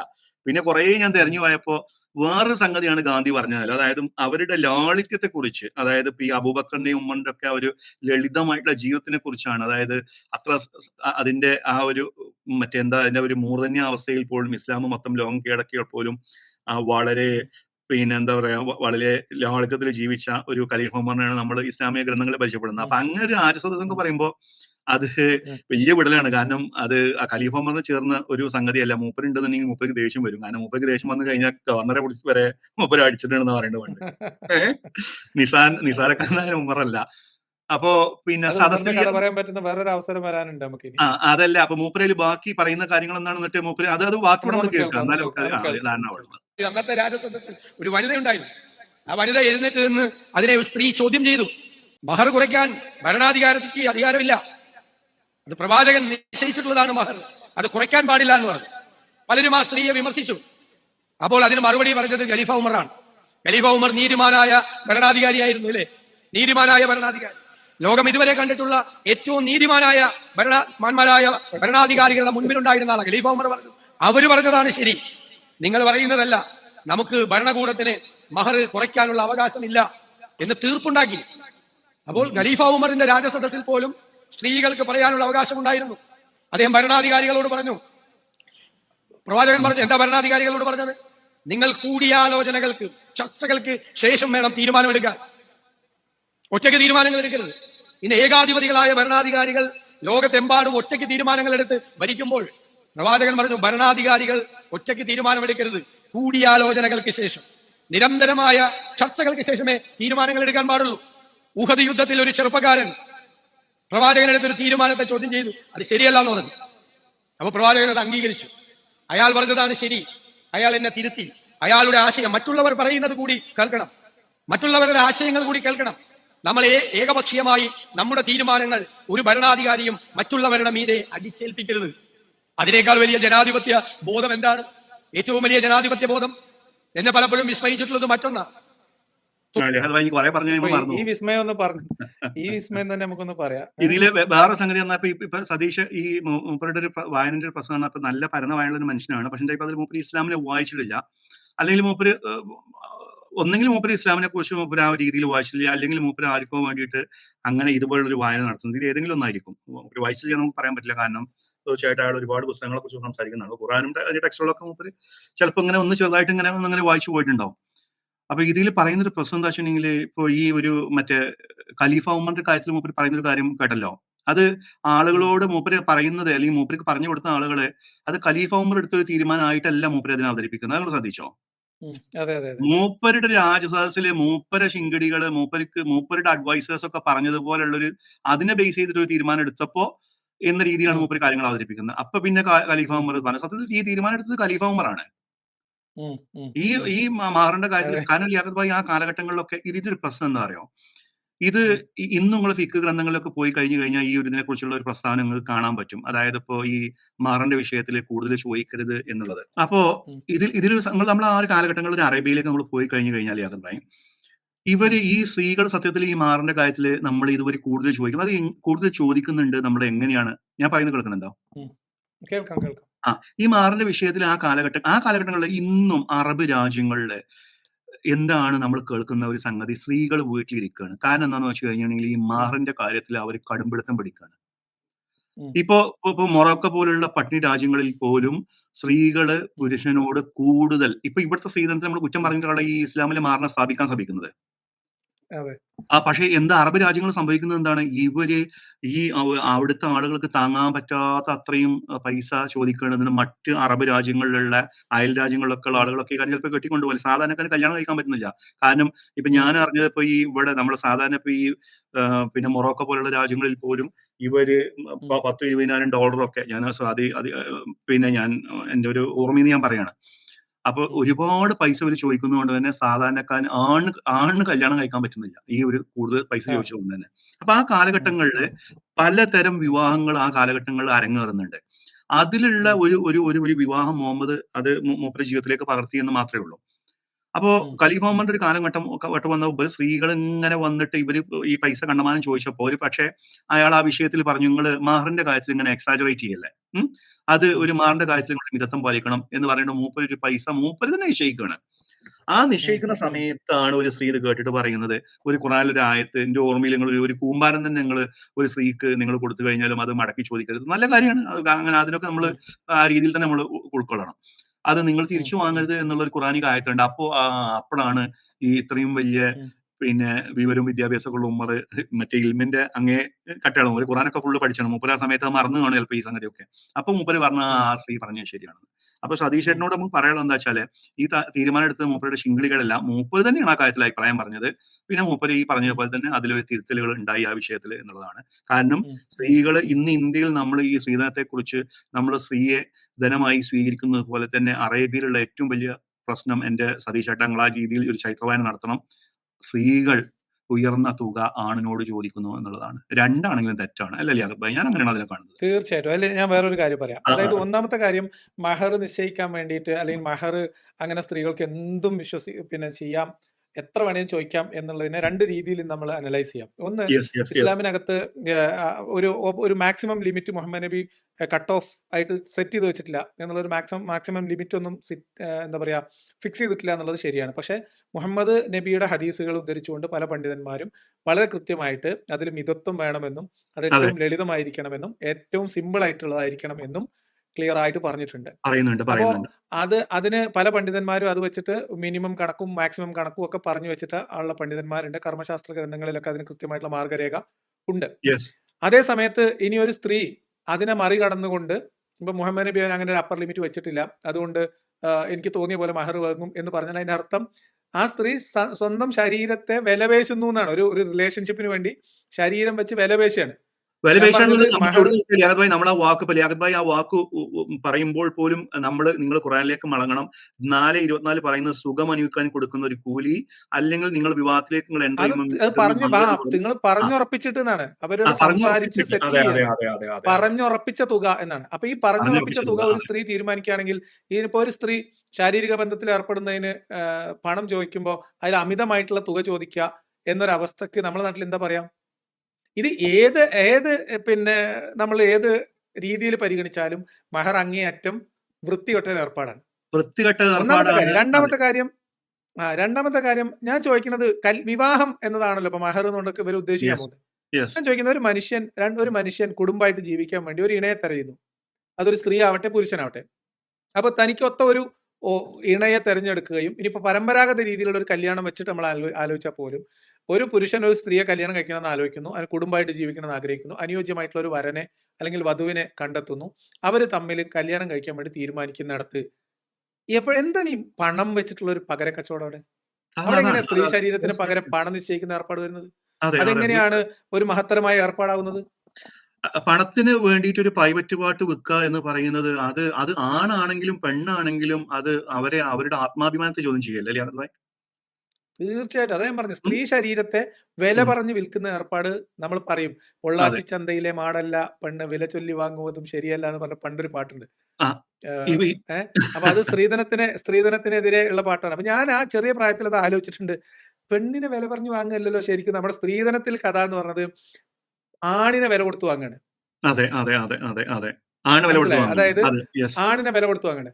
ഇന്റെ മകളെ ഇജ്ജ് കെട്ടുകയാണെങ്കിൽ അനക്ക് ഞാൻ 50 പവനും 5 ലക്ഷം ഉറുപ്പ്യം തരാം എന്ന് പറയണത് ആണിനെ വില കൊടുത്ത് വാങ്ങി പെൺകുട്ടികൾക്ക് 100% സമ്മാനം കൊടുക്കുന്ന പരിപാടിയാണ്. അതെ നല്ല ചെറുക്കന്മാരെ പൈസ അങ്ങോട്ട് കൊടുത്ത് മേടിച്ച് മക്കൾക്ക് സമ്മാനം കൊടുക്കുന്ന ഏർപ്പാടാണ് അതെ സ്ത്രീധനം. അതെ അതെ അതൊരു പക്ഷേ ഈ ഒരു നമ്മുടെ ഇങ്ങോട്ട് ഇസ്ലാം ഇങ്ങോട്ട് വന്നപ്പോൾ അത് ഒരു കടം കൊണ്ടൊരു ആചാരമായിട്ട് വേണമെങ്കിൽ നമ്മൾ അങ്ങനെ കരുതിയാൽ മതി. നേരെ ആയിരിക്കാം. അല്ല ഓപ്പോസിറ്റ്. അതായിരിക്കാം ഞാൻ ആ പറഞ്ഞത്. ആ അത് ആ. വേറെ കാര്യം. അതായത് ഞാൻ പറഞ്ഞത് നമുക്ക് അതിനെയും ആവശ്യമുള്ള നിങ്ങൾ ഇസ്ലാമൊക്കെ മതി അതിനെയും എന്നുള്ളതാണ്. അതിനെയും മഹറിനെയും നമ്മളൊന്ന് താരതമ്യം ചെയ്താൽ ആ രണ്ടും അതിലിവിടെ പകര ഒരാൾക്ക് കച്ചവടമൊന്നുമില്ല. ആ, ഒരു പെൺകുട്ടിക്ക് ഇഷ്ടപ്പെട്ട ഒരു പുരുഷനെ സ്വന്തമാക്കാൻ ആ, ഈ പെൺകുട്ടിയുടെ പിതാവ് ഒരു എമൗണ്ട് നിശ്ചയിച്ച് നല്ല മുന്തിയ ഒരു ചെറുക്കനെ തന്നെ വാങ്ങിക്കൊടുക്കുന്നു. മാർക്കറ്റിൽ കിട്ടാവുന്നതിൽ നല്ലൊരു മുന്തിയ ചെറുക്കനെ യെസ് വാങ്ങിക്കൊടുക്കുന്നു. യെസ് ഇതാണ് യെസ് യെസ് സ്ത്രീധനം. യെസ് അതാണ് ഇത് ചെയ്യുന്നത്. യെസ് തീർച്ചയായിട്ടും തെറ്റാണ്, അനീതിയാണ്. അത് അതെ സ്ത്രീധനം കൊടുക്കാൻ അപ്പം കൂടുതൽ ഈ പ്രശ്നം, അതായത് വലിയ പൈസ കൊടുക്കാനില്ലാത്ത ആളുകൾക്ക് മികച്ച ചെറുക്കന്മാരെ കിട്ടാത്ത ഒരു സിറ്റുവേഷൻ ഉണ്ടാവും. അതൊക്കെ ശരിയാണ്. അതെ പക്ഷേ ട്രേഡാണ് ഇവിടെ നടക്കുന്നത് വില അവിടെ. കൊടുത്ത് വാങ്ങുന്നത്, അവിടെ വില പറയുന്നത് പുരുഷന് വേണ്ടി, പുരുഷനെയാണ് വില പറഞ്ഞു വെക്കുന്നത്. അപ്പൊ ഞാൻ അതെ ഈ പണ്ട് പാട്ട് കേൾക്കുമ്പോൾ ആലോചിക്കും, പൊള്ളാച്ചി ചന്തയിലെ മാടല്ല പെണ്ണ് വില ചൊല്ലി വാങ്ങുന്നത് ശരിയല്ല എന്ന് പറയുമ്പോൾ ഇതിപ്പോ എവിടെ പെണ്ണിനെ വില ചൊല്ലി വാങ്ങുന്നത്? ഇത് ചെറുക്കനെയാണല്ലോ വില ചൊല്ലി വാങ്ങുന്നത്. യെസ് അപ്പോ യെസ് അതാണ് അതിലെ കാര്യം. ഇനി മഹറിലേക്ക് വന്നാലോ? മഹറിലേക്ക് വന്നാൽ സ്ത്രീകൾ വില നിശ്ചയിച്ച് അല്ലെങ്കിൽ ഇസ്ലാമിക കാഴ്ചപ്പാടനുസരിച്ച് 5 പവൻ സ്വർണ്ണാഭരണം മഹറിനു പകരമായി എന്റെ മകളെ ഞാൻ നിനക്ക് നിക്കാഹ് ചെയ്ത് ഇണയാക്കി തുണയാക്കി ഹലാലായ ഭാര്യയാക്കി തന്നു. അതെ കബിൽത്തു അത് നിക്കാഹ. ഈ സ്ത്രീ ശരീരത്തിന് ഒരു മൂല്യം നിശ്ചയിച്ച ആ മൂല്യത്തിന് പകരമായി കൈമാറുന്ന ക്രയവിക്രയാണ് ചെയ്യുന്നത്. അതെ അപ്പൊ രണ്ടും ഒന്നാണ്. ഇത് ഈ ഈ ഇവിടെ നടക്കുന്നതും രണ്ടും ഒരർത്ഥത്തില് ഒരേ സംഗതി തന്നെയല്ല നടക്കുന്നത്. ഒന്ന് ആണെ വില കൊടുത്ത് വാങ്ങുക, മറ്റ് സ്ത്രീയുടെ ഒരു പ്രൈവറ്റ് പാർട്ട് എൻജോയ് ചെയ്യാൻ വേണ്ടിയിട്ട് അതിന് പൈസ കൊടുത്ത് വാങ്ങുക. പക്ഷെ ഈ രണ്ടാമത്തതാണ് നമുക്ക് ഈ നാട്ടിലോട്ട് പറയാൻ പറ്റുമോ ലിയാഖത്ത് ഭായി? ഇത് തന്നെയല്ലേ ഇപ്പൊ നമ്മളിപ്പോ ഇപ്പൊ ഈ പറയുന്ന മറ്റേ വേശ്യാലയം എന്നൊക്കെ പറയുന്ന സംഗതിയും ഇതും പൈസ കൊടുത്തിട്ടല്ലേ ഈ ചെയ്യുന്നത്? തീർച്ചയായിട്ടും ഈ അല്ല സ്ത്രീധനം, അതാണ് ഞാൻ പറഞ്ഞത്, ആ സ്ത്രീധനത്തിനെയും നമ്മുടെ നാട്ടിൽ പ്രചാരത്തിലുള്ള സ്ത്രീധനത്തെയും മഹറിനെയും താരതമ്യം ചെയ്താൽ സ്ത്രീധനത്തെക്കാൾ ഏറ്റവും വൃത്തികെട്ട വൃത്തികെട്ട ഒരു ഏർപ്പാടാണ്. രീതിയാണ് മഹറാണ്. യെസ് അത് കാരണം സ്ത്രീ ഇവിടെ ശരീരത്തെ അത്രമേൽ അവമതിക്കുന്ന, ഒരു അത്രമേൽ സ്ത്രീകളെ സ്ത്രീയെ ഒരു അപമാനിക്കുന്ന മിയർ സെക്ഷൽ ഒബ്ജക്റ്റ് ഭോഗവസ്തുവായിട്ട് ആയിട്ട് ഒതുക്കുന്നു യെസ് അല്ലേ? മാത്രമായിട്ടൊരു യെസ് പദം. യെസ് യെസ് യെസ് യെസ് അതാണ് അതെ എന്റെ അതെ. കാര്യം. പിന്നെ ഇപ്പൊ അപ്പൊ അങ്ങനെ സതീഷ് അങ്ങനെ ഈ ചേട്ടൻ അടുത്തൊരു വിവാഹത്തിലേക്ക് വരുമ്പോ ആ സ്ത്രീക്ക് സത്യം പറയുകയാണെങ്കിൽ ഇപ്പൊ വിവാഹം കഴിക്കാത്ത സ്ത്രീ ആണെങ്കിൽ കന്യക എന്നുള്ള അവരുടെ ആ ബ്രാക്കറ്റിലൊക്കെ നമ്മൾ വായിക്കുകയാണെങ്കിൽ അവരോട് സമ്മതം ചോദിക്കണ്ടെന്ന് വെച്ചിട്ടുണ്ടെങ്കിൽ അവിടെ മൗനമാണ് സമ്മതം എന്നുള്ളതും വലിയന്റെ ഇഷ്ടപ്രകാരം മാത്രം വിവാഹം കഴിക്കാം എന്നുള്ളതോ കർമ്മശാസ്ത്രത്തിൽ എഴുതി വെച്ചിട്ടുണ്ട്. ഉണ്ട്. അപ്പോ ഇത് അപ്പോ മാത്രമല്ല, ഇങ്ങനെ നമ്മൾ ഈ വിവാഹവുമായി ബന്ധപ്പെട്ട്, വിവാഹമോചനവുമായി ബന്ധപ്പെട്ട് ചെലവ് നമ്മൾ നേരത്തെ പറഞ്ഞു. ഈ അതെ മഹർ, ഇനിയിപ്പോ വിവാഹം നടന്നു, അത് ഒരു പിന്നെ വിവാഹം നടന്നതിന് ശേഷം അതിൽ നിന്ന് മാറിപ്പോവുകയാണെങ്കിൽ ഈ മഹർ അതിന്റെ അവകാശം, ഉടമസ്ഥാവകാശം സ്ഥാപിക്കുന്നതിൽ സ്ത്രീ ശരീരവുമായി ബന്ധപ്പെട്ട് ലൈംഗിക ബന്ധം നടന്നിട്ടുണ്ടോ എന്നുള്ളതാണ് പരിശോധിക്കുന്നത്. ഉണ്ട്. ഒരു അതെ. സ്ത്രീക്ക്, സംരക്ഷണത്തിലിരിക്കുന്ന സ്ത്രീക്ക് ചെലവിന് കൊടുക്കണോ കൊടുക്കണ്ടേ എന്ന് തീരുമാനിക്കുന്നത് ഈ ലൈംഗിക ബന്ധത്തിന് ആവശ്യപ്പെട്ടാൽ അനുവാദം കൊടുക്കുന്നുണ്ടോ. അപ്പൊ ഈ മഹറിലൂടെ കൈമാറ്റം ചെയ്യുന്നത് ഒരു ലൈഫ് ലോങ് ലീസാണ് ശരിക്കും. വേറെ ഒരു ലീസ് ഒരു അഗ്രിമെന്റ് ആണ്. ഓർമ്മയില്ല, അങ്ങനത്തെ നിങ്ങൾക്ക് ഓർമ്മ ഉണ്ടാവില്ല. ഇപ്പൊ നമുക്ക് പിന്നെ ഇപ്പൊ ഈ ഫിക്ക് എന്തെങ്കിലുമൊക്കെ ഈ പറയുന്ന ഈ ഫത്തുൽ മൊയിനിലൊക്കെ എന്റെ നല്ല ഓർമ്മയില് ഉം. ഇതുപോലെ ഈ ലൈംഗിക ബന്ധം പിന്നെ സെക്സ് നടക്കാതെ ആ വിവാഹം വേർപ്പെടുകയാണെങ്കിൽ ഈ ആൾക്ക് ഒരു പകുതി മഹർ ഈ സ്ത്രീക്ക് എന്നാലും അതിൽ അവകാശം ഉണ്ട് എന്നുള്ള രീതിയിലൊക്കെ എഴുതിയിട്ടുണ്ടെന്ന് തോന്നുന്നു. അതെ അതെ അതെ അല്ലേ? അതെ അതെ അതെ. അതെ എനിവേ നമ്മൾ അതാണ്. പറയാൻ പോകുന്ന നമ്മൾ പക്ഷെ പറയാൻ ബന്ധപ്പെട്ടാൽ പിന്നെ പൂർണ്ണ മഹറും സ്ത്രീക്ക് ആ അങ്ങനെ. ബന്ധപ്പെട്ട് കഴിഞ്ഞാൽ പൂർണ്ണമായിട്ട്. അപ്പൊ ഇതൊക്കെ നമ്മൾ പറയുന്നത് എന്താ വെച്ചാല് ഒരു സ്ത്രീയുടെ അതിന് കാരണം പറയുന്നത് എന്താവശ്യത്തിനാണോ ഇത് ഉപയോഗപ്പെടുത്തി എന്നുള്ളതാണ്. അതെ, ഫസ്കുമായി വിഷയത്തിലൊക്കെ പറയുന്നുണ്ട് അല്ലെ, അത് ഡാമേജ് സംഭവിച്ചു കഴിഞ്ഞാൽ. ഫസ്റ്റിലുണ്ട്. അതെ. അപ്പൊ അപ്പൊ ഇതൊക്കെ ഇത് വളരെ ഇത്രമേൽ മ്ലേച്ഛമായിട്ടുള്ള ഒരു സംഗതിയാണ് മോശമാണ് എന്നുള്ളത് എന്നുള്ളത്. അതെ. അത് അത്രേ ഉള്ളൂ, അത്രേ ഉള്ളൂ. പിന്നെ സതീഷ് ഏട്ടൻ അതിൽ ഇനിയെങ്കിലും മനസ്സിലാക്കട്ടെ. അപ്പൊ നമ്മളിപ്പോ ഈ വിഷയം നമ്മൾ പറഞ്ഞു കഴിഞ്ഞു. അപ്പൊ ഈ സതീഷ് അടുത്തൊരു വിഷയത്തിലേക്ക് പോവാം. ആ ഈ രീതിയിലുള്ള ഒരു വായനകൾ നടത്തുക. അപ്പൊ അതിനുള്ള പിന്നെ റെഫറൻസും കാര്യങ്ങളൊക്കെ നമ്മൾ തന്നിട്ടുണ്ട്. പിന്നെ മറ്റൊരു കാര്യം മൂപ്പര് പറഞ്ഞത് എന്താ വെച്ചാല് എന്താണ് അഭിപ്രായ സ്വാതന്ത്ര്യത്തിനെ കുറിച്ചല്ലോ മൂപ്പര് പറഞ്ഞത്, ഖലീഫ ഉമറിന്റെ അതെ അതെ ആ, ആ, ആ. ആ അതൊന്നും അഭിപ്രായ കേൾക്കാം. സ്വാതന്ത്ര്യത്തെ അപ്പോൾ കുറിച്ച് ഖലീഫ നമ്മൾ ഉമറിന്റെ രാജസദസ്സിൽ പോലും സ്ത്രീകൾക്ക് പറഞ്ഞു, എന്താ ഭരണാധികാരികളോട് പറഞ്ഞത്? നിങ്ങൾ കൂടിയാലോചനകൾക്ക്, ചർച്ചകൾക്ക് ശേഷം വേണം തീരുമാനമെടുക്കാൻ. അതെ. ഒറ്റയ്ക്ക് തീരുമാനങ്ങൾ എടുക്കരുത്. ഇന്ന് ഏകാധിപതികളായ ഭരണാധികാരികൾ ലോകത്തെമ്പാടും ഒറ്റയ്ക്ക് തീരുമാനങ്ങൾ എടുത്ത് ഭരിക്കുമ്പോൾ പ്രവാചകൻ പറഞ്ഞു, ഭരണാധികാരികൾ ഒറ്റയ്ക്ക് തീരുമാനമെടുക്കരുത്, കൂടിയാലോചനകൾക്ക് ശേഷം, നിരന്തരമായ ചർച്ചകൾക്ക് ശേഷമേ തീരുമാനങ്ങൾ എടുക്കാൻ പാടുള്ളൂ. ഉഹദ് യുദ്ധത്തിൽ ഒരു ചെറുപ്പക്കാരൻ പ്രവാചകനെടുത്തൊരു തീരുമാനത്തെ ചോദ്യം ചെയ്തു, അത് ശരിയല്ല എന്ന് പറഞ്ഞു. അപ്പൊ പ്രവാചകൻ അത് അംഗീകരിച്ചു. അയാൾ പറഞ്ഞതാണ് ശരി, അയാൾ എന്നെ തിരുത്തി. അയാളുടെ ആശയം മറ്റുള്ളവർ പറയുന്നത് കൂടി കേൾക്കണം, മറ്റുള്ളവരുടെ ആശയങ്ങൾ കൂടി കേൾക്കണം. നമ്മൾ ഏകപക്ഷീയമായി നമ്മുടെ തീരുമാനങ്ങൾ ഒരു ഭരണാധികാരിയും മറ്റുള്ളവരുടെ മീതെ അടിച്ചേൽപ്പിക്കരുത്. അതിനേക്കാൾ വലിയ ജനാധിപത്യ ബോധം എന്താണ്? ഏറ്റവും വലിയ ജനാധിപത്യ ബോധം എന്നെ പലപ്പോഴും വിസ്മയിച്ചിട്ടുള്ളത് മറ്റൊന്നാണ്. അതിലേക്ക് വരാം. ഈ ആദ്യം ഓരോരോ വിസ്മയങ്ങൾ തീർക്കട്ടെ. ഭയങ്കര വിസ്മയമാണോ എമ്മാതിരി വിടവസ്. എന്റെ ഇപ്പൊ അതില് നല്ല പേരങ്ങൾ കൊടുത്തത് വിടവസ്. നമ്മുടെ ഈ ടൈറ്റിൽ മന്നന നിങ്ങൾക്ക് ഖലീഫ ഉമറിനെ കുറിച്ചല്ല ഇപ്പൊ പറഞ്ഞത്. അപ്പൊ എന്റെ ഓർമ്മയുള്ള സംഗതി ഞാൻ അല്ല, പറയാം. മുഹമ്മദ് നബി പറയണതേ, മുഹമ്മദ് നബി പറയാണ് ആ. ഈ നിങ്ങൾ ഭരണാധികാരികൾ തീരുമാനം എടുക്കുമ്പോഴേ ഉം. ഒറ്റക്ക് തീരുമാനം എടുക്കരുത് എന്നാണ്. അത് പിന്നെ എന്താ അതിനൊക്കെ പറയാ, നിങ്ങൾ പറയും അല്ല, കൂടി ആലോചിക്കണം എന്നാണ്. കൂടി ആലോചിക്കുക. അതായത് ഞങ്ങൾക്ക് അതിനെ കുറിച്ച്, അതായത് മുഹമ്മദ് നബിയുടെ മരണശേഷം ഈ 2 ദിവസം മയ്യത്ത് അടക്കെടുക്കുന്നുണ്ടല്ലോ. അപ്പോ ആരാണ്, അതായത് മയ്യത്ത് ചൂടാകുന്നതിന് മുമ്പ് അവരെ കബറടക്കണം എന്ന് പറഞ്ഞ ഒരു പ്രവാചകന്റെ മയ്യത്താണ് ഇത്. ഈ ശവസംസ്കാരം കഴിയാതെ അവിടെ നിൽക്കുന്നത്. അപ്പോ തീർച്ചയായിട്ടും ഇത് അറിയാം. ഈ പറയുന്ന അധികാരമോഹത്തിന്റെ ചർച്ചകളായിരുന്നു ആ കാലഘട്ടങ്ങളൊക്കെ സിഫീൻ പന്തലൊക്കെ നടക്കുന്നത്. അപ്പൊ എനിക്കൊരു വരുന്നൊരു ഇൻസിഡന്റ് എന്ന് വെച്ച് കഴിഞ്ഞാല്, ഇവരിവിടെ നേരെ ചെന്നിട്ട് പറയുന്നത് എന്താ വെച്ചിട്ടുണ്ടെങ്കിൽ, ഇതില് മറ്റേ ചെറുപ്പും വലിപ്പൊന്നും ഇല്ലാന്ന്. പക്ഷെ ഇവർ പറയുന്നത് എന്താ അറിയോ, അധികാരം ഖുറൈശികളുടെ കയ്യിലായിരിക്കണം എന്നാ. മനസ്സിലായില്ല? അൻസാരികൾ അവിടെ ഉണ്ട്. അത് ശശികളായ, അതായത് ഇവിടുന്ന് പോയിട്ട് മുഹമ്മദിന് ഈ സാമ്രാജ്യമൊക്കെ കെട്ടിപ്പടുക്കാൻ ഈ പറയുന്ന മദീനക്കാരാണ് സഹായിച്ചിട്ടുള്ളത്. പക്ഷെ അവരെ മുഖത്ത് നോക്കിയിട്ട് പറയുന്ന അധികാരം ഖുറൈശികളുടെ കയ്യിലാണെന്നൊക്കെ പറഞ്ഞ റഫറൻസ് റസൂലാണ്. അപ്പോ അത് തന്നെ സതീഷേട്ടൻ ആ രീതിയിൽ ഒരു വായന നടത്തട്ടെ. ഞാൻ പറയുന്നത് വെച്ചാല്, ഈ കൂടിയാലോചനയുടെ സംഗതി എന്റെ മനസ്സിലേക്ക് ഓർമ്മ വരുന്ന യാതൊരു ഭയം, നിങ്ങൾക്ക് അറിയുന്ന സംഗതിയാണത്. അത് ഒരിക്കല് ഈ പ്രവാചകന് എന്റെ അടുത്ത് ഈ രാജസദസ്സിൽ 2 വ്യക്തികൾ വന്നിട്ട് അവര് പറഞ്ഞു, അത് കൃഷിയുമായി ബന്ധപ്പെട്ട്, ഇറിഗേഷനുമായി ബന്ധപ്പെട്ടിട്ടുള്ള ഒരു ചെറിയൊരു തർക്കം 2 വ്യക്തികൾ തമ്മിലുണ്ടായി. അപ്പൊ ആ വ്യക്തികൾ വന്നിട്ട് പിന്നെ കാര്യം അവതരിപ്പിച്ചു. അപ്പൊ അവരോട് അപ്പൊ മുഹമ്മദ് അതിന് ഒരു ഡിസ്പ്യൂട്ടിന് ഒരു സൊല്യൂഷൻ, ഒരു അഭിപ്രായം പറഞ്ഞു. ആ പറഞ്ഞ വെച്ചാൽ ഈ വെള്ളം വഴിതിരിച്ചുകൊണ്ട് ആദ്യം ഏത് കൃഷിയിടങ്ങളിലേക്കാണ് അത് വഴിതിരിച്ചു വേണ്ടതെന്നുള്ള സൊല്യൂഷൻ പറഞ്ഞു കൊടുത്തു. അപ്പോ അതില് തീർച്ചയായിട്ടും അതില് മറ്റേ ആ വ്യക്തി പറഞ്ഞു, നീ നിന്റെ കുടുംബക്കാരന് പിന്നെ കുടുംബക്കാരന് വേണ്ടിയുള്ള ഒരു വിധിയാണ് നീ പറഞ്ഞത്, അവർക്ക് ഫേവർ ആയിട്ടുള്ള ഒരു സംഗതിയാണ് ഈ പറഞ്ഞത് എന്ന് പറഞ്ഞാൽ അയാൾ ഹാപ്പി ആയില്ല. പക്ഷെ ഇവര് തമ്മിൽ ഒരു ജനാധിപത്യ മര്യാദ ഉണ്ടായത് കൊണ്ട് തന്നെ അവര് പറഞ്ഞു, നമുക്ക് മുഹമ്മദ് വിട്ട് നമുക്ക് 1-2 ആൾക്കാർ വേണ്ടല്ലോ, അവരോട് കൂടെ ചോദിക്കാന്നുള്ളത്. അങ്ങനെ ഇവർ പിന്നെ പോകുന്നത് വെച്ചാൽ അബൂബക്കറിന്റെ അടുത്താണ്. അബൂബക്കറോട് പറഞ്ഞു, പിന്നെ ഞങ്ങൾ പ്രവാചകന്റെ അടുത്ത് പോയി ഇങ്ങനെ കാര്യങ്ങളൊക്കെ അവതരിപ്പിച്ച് ഞങ്ങൾക്ക് ഇങ്ങനെ പ്രശ്നമുണ്ട്. ഓക്കെ. അപ്പൊ പ്രവാചകൻ എന്താ പറഞ്ഞു? പ്രവാചകൻ ഒരു അഭിപ്രായം പറഞ്ഞു. പക്ഷെ ആ അഭിപ്രായം ഈ ആൾക്ക് അത് സ്വീകാര്യമല്ല എന്ന് പറഞ്ഞു. ആയിക്കോട്ടെ. അപ്പൊ അത് ഖലീഫ അബൂബക്കർ കേട്ടു. അബൂബക്കർ പറഞ്ഞു, എനിക്കത് പ്രത്യേകിച്ച് ഒന്നും പറയാനില്ല, മുഹമ്മദ് പറഞ്ഞ പോലെ, പ്രവാചകൻ പറഞ്ഞ പോലെ തന്നെ അതിന്റെ തീരുമാനം എന്ന് പറഞ്ഞു. അയാൾ അങ്ങനെ പോയി.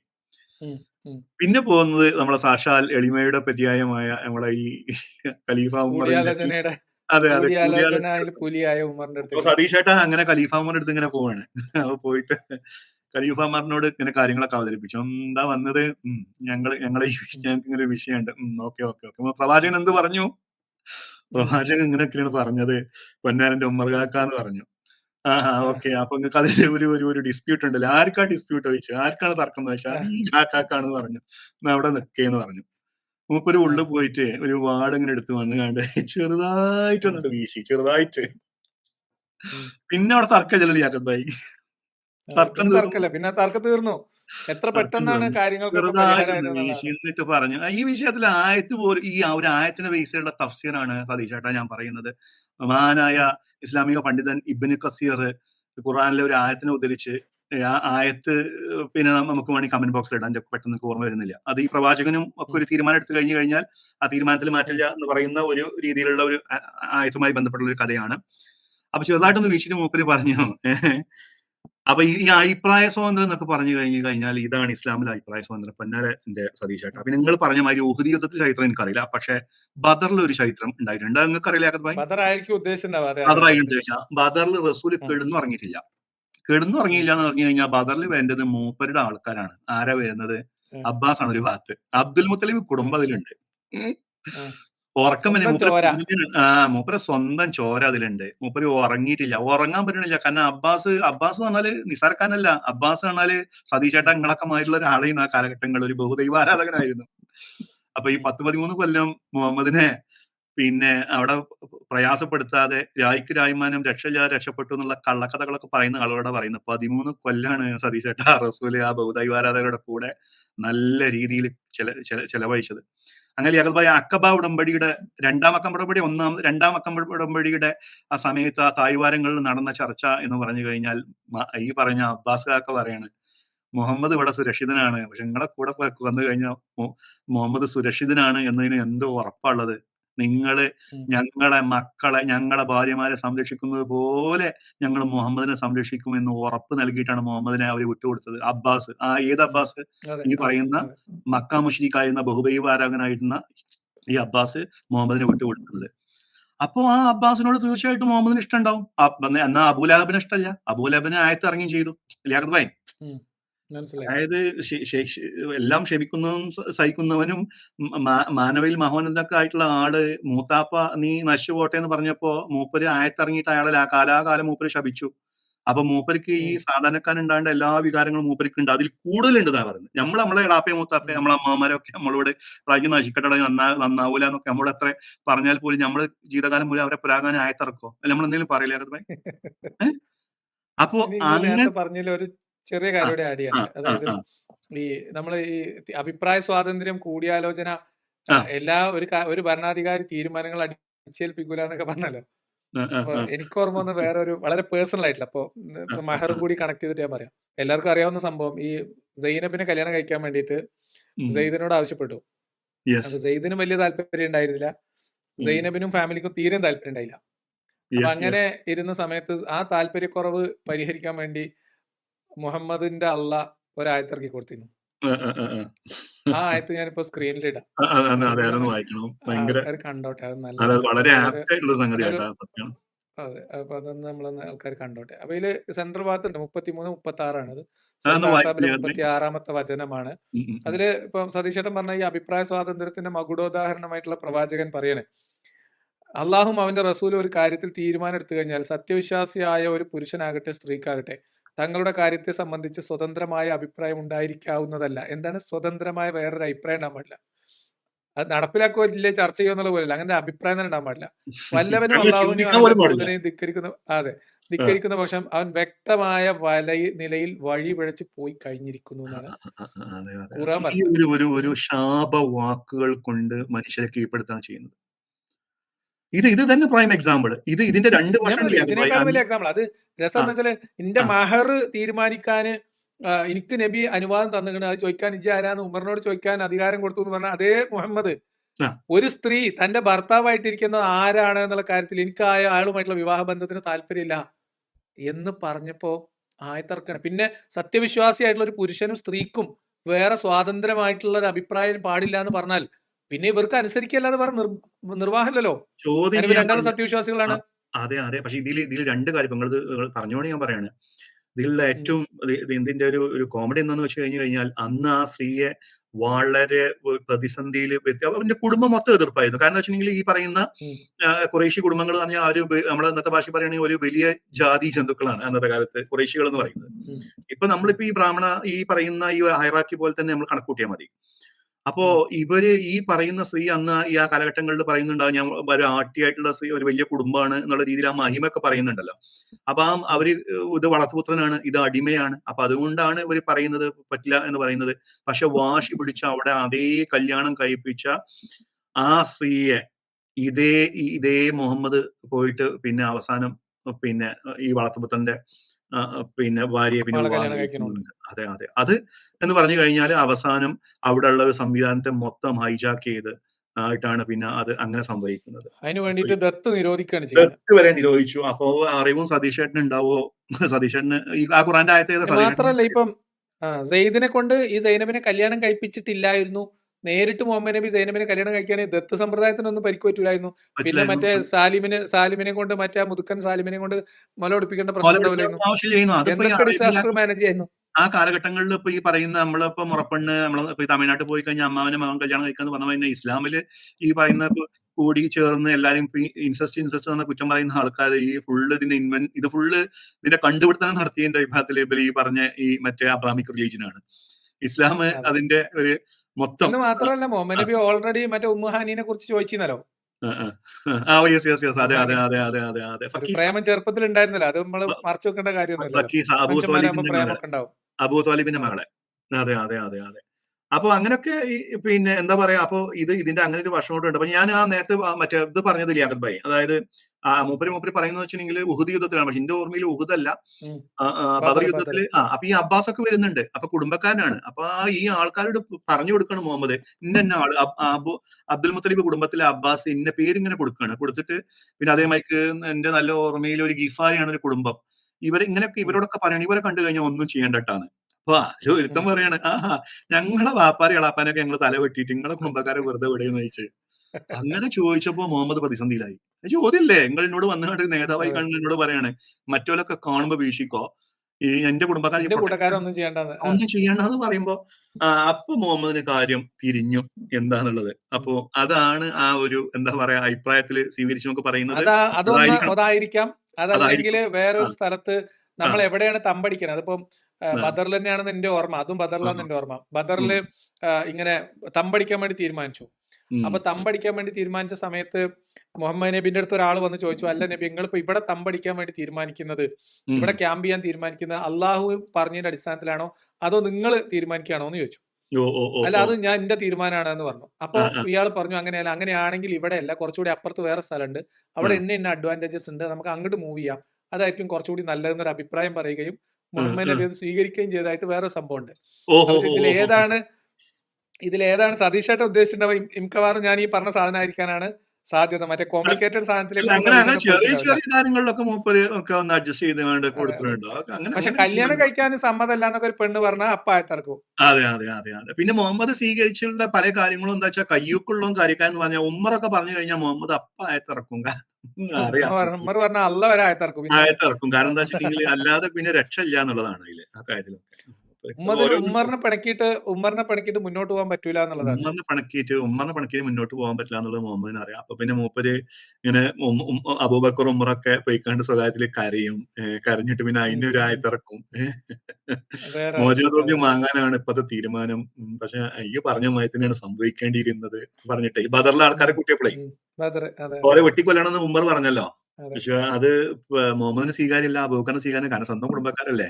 ഉമ്മറിന്റെ ഒന്നും പ്രശ്നമില്ല, നമ്മളെ ഉപദ്രവിച്ച പ്രശ്നമില്ല. അപ്പൊ പിന്നെ ഒരു നാടകമൊക്കെ നമ്മള് കളിച്ചിട്ട് ഒന്ന് കരഞ്ഞിട്ട് ആയത്തൊക്കെ ഇറക്കും, അതിലൊന്നും പ്രശ്നമില്ല. അല്ല ആ രസം ആ ഉമ്മറാണ് ഏറ്റവും നീതിമാനും ഏറ്റവും സഹിഷ്ണുതയുള്ള ഒരാളുമായിട്ട് സതീശേട്ടനെ ആരോ പറഞ്ഞു പറ്റിച്ചെന്നുള്ളതാണ്. അപ്പൊ എന്തായാലും നമുക്ക് കുറച്ചുകൂടി കേൾക്കാം. ജോലിയെ കുറിച്ച്, ജോലി ചെയ്യുന്നവനോടുള്ള ബഹുമാനമാണ്, അധ്വാനിച്ച് അന്നം കഴിക്കുന്നവനോടുള്ള ബഹുമാനം. അവന് ജോലി കൊടുക്കുന്നവർ അമിതമായ ജോലി കൊടുക്കരുത്. നിശ്ചിതമായ സമയത്ത് മാത്രമേ അവന് ജോലി ചെയ്യാൻ പാടുള്ളൂ, ജോലി ചെയ്യിക്കാൻ പാടുള്ളൂ. അവന്റെ ആരോഗ്യത്തിന് പറ്റിയ ജോലികൾ മാത്രമേ കൊടുക്കാൻ പാടുള്ളൂ. അതിൽ കൂടുതൽ ജോലികൾ കൊടുക്കരുത്. ഇനിയാണ് പറയുന്നത്, അവന്റെ വിയർപ്പാറുന്നതിന് മുമ്പ്, ജോലി ചെയ്യുന്നവന്റെ വിയർപ്പാറുന്നതിന് മുമ്പ് അവന്റെ പ്രതിഫലം കൊടുക്കണമെന്നാണ്. എത്ര നൂറ്റാണ്ടുകൾക്ക് ശേഷമാണ് ഓരോ രാജ്യങ്ങളിൽ ലേബർ ലോ ഉണ്ടായത്, തൊഴിൽ നിയമങ്ങൾ ഉണ്ടായത്? എത്ര നൂറ്റാണ്ടുകൾക്ക് ശേഷമാണ്? ഇതിനേക്കാൾ വലിയൊരു തൊഴിൽ നിയമം മാറേണ്ടോ? ഇതിനേക്കാൾ വലിയൊരു തൊഴിൽ നിയമം? കൂടുതൽ ജോലി അടിച്ചേൽപ്പിക്കരുത്, കൂടുതൽ ഭാരം അടിച്ചേൽപ്പിക്കരുത്, വേർപാടുന്നതിന് മുമ്പ് പ്രതിഫലം കൊടുക്കണം എന്ന് പറയുന്ന ഒരു തൊഴിൽ നിയമം, ഇതിനേക്കാൾ വലിയ തൊഴിൽ നിയമം ലോകത്ത് എവിടെയാണുള്ളത്? എവിടെയാണുള്ളത്? എല്ലാത്തിനെയും ചേർത്ത് പിടിക്കുന്ന, എല്ലാവരെയും കാരുണ്യവും സ്നേഹവും എപ്പോഴും ഉയർത്തിപ്പിടിക്കുന്ന ആ ചിന്തകളാണ് വിശുദ്ധ ഗ്രന്ഥം ഒരു ജീവിതക്രമമായി ചിട്ടപ്പെടുത്തിയിട്ടുള്ളത്. ഇതിനെ കുറിച്ച് എന്ത് പറയണോ? ഞങ്ങൾ ചെറുപ്പത്തിലേ നബിദിന ഘോഷയാത്ര ഉണ്ടാവും. അപ്പൊ നബിദിന ഘോഷയാത്രയിൽ നമ്മൾ മുദ്രാവാക്യം വിളിക്കും. ചെറിയ കുട്ടികളെ മറ്റേ ചെറിയ കമ്പിന്റെ മുകളിൽ മറ്റേ വർണ്ണക്കടലാസ് ത്രികോണ ആകൃതിയിൽ വെട്ടി നമ്മൾ ഒട്ടിച്ച് തോരണങ്ങളൊക്കെ തൂക്കി ആ ഒരു കൊടി ഇങ്ങനെ പിടിച്ചിട്ട് നമ്മളിങ്ങനെ കൂലൂ തക്ബീർ അല്ലാഹു അക്ബർ ബോലോ തക്ബീർ അല്ലാഹു അക്ബർ എന്നൊക്കെ. അപ്പൊ അതിൽ ഞങ്ങൾ വിളിച്ചിരുന്ന ഒരു വളരെ പ്രധാനപ്പെട്ട മുദ്രാവാക്യങ്ങളിൽ ഒന്നാണ്, ഉയർപ്പുതുള്ളികൾ വറ്റും മുൻപ് കൂലി കൊടുക്കാൻ ഉപദേശിച്ച മുത്തു മുഹമ്മദ് സല്ലല്ലാഹു ഇതാണിപ്പോ ആൾക്കാരായിരിക്കും കമന്റ് ബോക്സിൽ ഞാൻ ഈ ഒരു ആദ്യം ഞാൻ പരിശോധിച്ചിട്ടില്ല ചേട്ടാ. മറ്റേ ഇതൊക്കെ എന്താണ് നമ്മളെ മറ്റേ എന്താണ് സ്വന്തം അന്യന്റെ കുഞ്ഞിന്റെ മുമ്പിൽ വെച്ചാണ് ആരെ തലവലിക്കരുത്, അങ്ങനെ ഒരു ഹദീസ് ഇല്ലേ? അതെ, ഈ പർട്ടിക്കുലർ ഹദീസ് ഞാൻ കണ്ടിട്ടില്ല. ഞാൻ ഇത് ഞാൻ വരുമ്പത്തെ കൂലി എന്നൊക്കെ പറയാം. പക്ഷെ ഞാൻ ഇങ്ങനെ ആലോചിച്ചിട്ടുണ്ടെങ്കിൽ ഈ കൂലി എന്നൊക്കെ പറയാൻ, കൂലി കൊടുക്കാൻ എന്ത് വകുപ്പാ മുഹമ്മദ് ഉണ്ടായിരുന്നത് എങ്ങനെ ആലോചിച്ചു? അല്ല, അത് രണ്ട് കാര്യങ്ങളുണ്ട്. ഒന്ന്, ഇതിൽ ആദ്യ ഭാഗത്ത് പറഞ്ഞു എന്ന് പറയുന്നത് അടിമകളെ സംബന്ധിച്ചാണ്. അടിമകളെ സംബന്ധിച്ച് ഇവരുടെ തൊഴിൽ, ഇവരുടെ ലേബർ ഫോഴ്സ് പ്രധാനമായിട്ടും അടിമകളാണ്. അടിമകൾക്ക് ഒന്നാമത്തെ വേജ് ഇല്ല. ഇനി പുറത്തുനിന്ന് ആരെങ്കിലും ഒക്കെ ഒരാളെ വിളിച്ച് പണിയെടുപ്പിച്ചാൽ കൂലി കൊടുക്കണം എന്ന് പറയണത്, അപ്പൊ പണിയെടുക്കലിന് കൂലിയൊക്കെ മുഹമ്മദ് നബി കണ്ടുപിടിച്ചതാണ് എന്ന് പറഞ്ഞാൽ വല്ലാത്തൊരു സൂത്രമാണ്. കാരണം ഖദീജ മുഹമ്മദിനെ തന്റെ കച്ചവടത്തിലെ പ്രതിനിധിയായിട്ട് പറഞ്ഞേക്കാൻ വേണ്ടി തീരുമാനിക്കുന്ന സമയത്ത് ഖദീജയോട് മുഹമ്മദിന്റെ കൂലിയെ കുറിച്ചും ഒക്കെ അബൂ താലിബ് ചെന്ന് സംസാരിക്കുന്നുണ്ടെന്നേ. പണിയെടുത്ത കൂലിയൊക്കെ അതിന്റെ മുമ്പ് തന്നെ ഉള്ളതാണ്. ഇത് എല്ലാം ഇസ്ലാമിന്റെ കണ്ടുപിടുത്തം. ഇതില് ഞാൻ മനസ്സിലാക്കിയ സംഗതി വെച്ചിട്ടുണ്ടെങ്കിൽ, അതായത് ഇവർ ഈ മുഹമ്മദിന്റെ നന്മയായിട്ട് പറയുന്ന എല്ലാ സംഗതികളും ഇവർ ഈ ജാഹിലിയ കാലഘട്ടങ്ങളിൽ എന്ന് പറഞ്ഞ് പരിഹസിക്കുന്ന ആ കാലഘട്ടങ്ങളുടെ നന്മ തന്നെയായിരുന്നു. എന്താണ് മുഹമ്മദ് ഒരു മാറ്റം വരുത്തിയത് സത്യത്തില്? ഇതൊക്കെ ആ കാലഘട്ടങ്ങളിലല്ലേ. ഇപ്പൊ ഈ ഒരു അടിമയ മോചനം എന്നൊക്കെ പറയുന്നത്, 100 അടിമകളെ നിങ്ങളന്ന് ആ പ്രോഗ്രാമില് 100 അടിമ എന്നുള്ള വാക്ക് പറയാതിരിക്കാൻ, അപ്പൊ നീ ഉടുക്കുന്നതിൽ നിന്ന് കൊടുക്കണം, ഉണ്ണുന്നതിൽ നിന്ന് കൊടുക്കണം എന്നൊക്കെ പറയുന്ന പിന്നെ ആ അടിമ എന്നുള്ള വാക്ക് പറയാതിരിക്കാൻ അദ്ദേഹം വളരെ ശ്രദ്ധിച്ചു എന്നുള്ളതാണ്. അതെ, അബ്ദുള്ള അർത്ഥത്തിലൊക്കെ അല്ലേ, അങ്ങനെയൊക്കെ അങ്ങനെ അതെ. ഈ അടിമ ഇത് ഒന്നാമത് ആ കാലഘട്ടങ്ങളിൽ ഈ അടിമകൾക്ക് കൂലി കാര്യങ്ങൾ, വരമ്പത്തെ കൂലി, പിന്നെ രണ്ടാമത് ഈ കൂലി കൊടുക്കുന്ന കോമഡി എന്നൊക്കെ പറഞ്ഞു കഴിഞ്ഞാൽ ലിയാഖത്ത് ഭായി ഒരു ഗോത്രത്തെ ആക്രമിച്ചിട്ട് ആ ഗോത്രത്തിനെ ആക്രമിച്ച് ആ ഗോത്രത്തിൽ നിന്ന് കിട്ടുന്ന പിന്നെ ഗനീമത്ത് മുതൽ കൊള്ള മുതലുകള് വീതം വെച്ചിട്ട് വീതം ഈ 1/5 വീതം എടുക്കുന്നതാണോ ഈ അടിമയുടെ കൂലി എന്ന് പറയുന്നത്? എനിക്ക് മനസ്സിലാവണില്ല. അല്ല, ഈ കൂലി ഇപ്പൊ നമ്മളിപ്പോ പറയണത് ഒരു പ്രത്യേക കാര്യത്തിന് വേണ്ടിയിട്ട് ഒരു വൈദഗ്ധ്യമുള്ള ഒരു തൊഴിലാളിയെ സമീപിച്ചു, അല്ലെങ്കിൽ വേറെ എന്തെങ്കിലും ഒരു ആവശ്യത്തിന് പണിക്കൊരാളെ വിളിച്ചു, അത് കൂലി കൊടുക്കുക എന്ന് പറയുന്നത് അത് അതിന് മുൻപേ ഉള്ള സംവിധാനല്ലേ? അത്ഭുതം.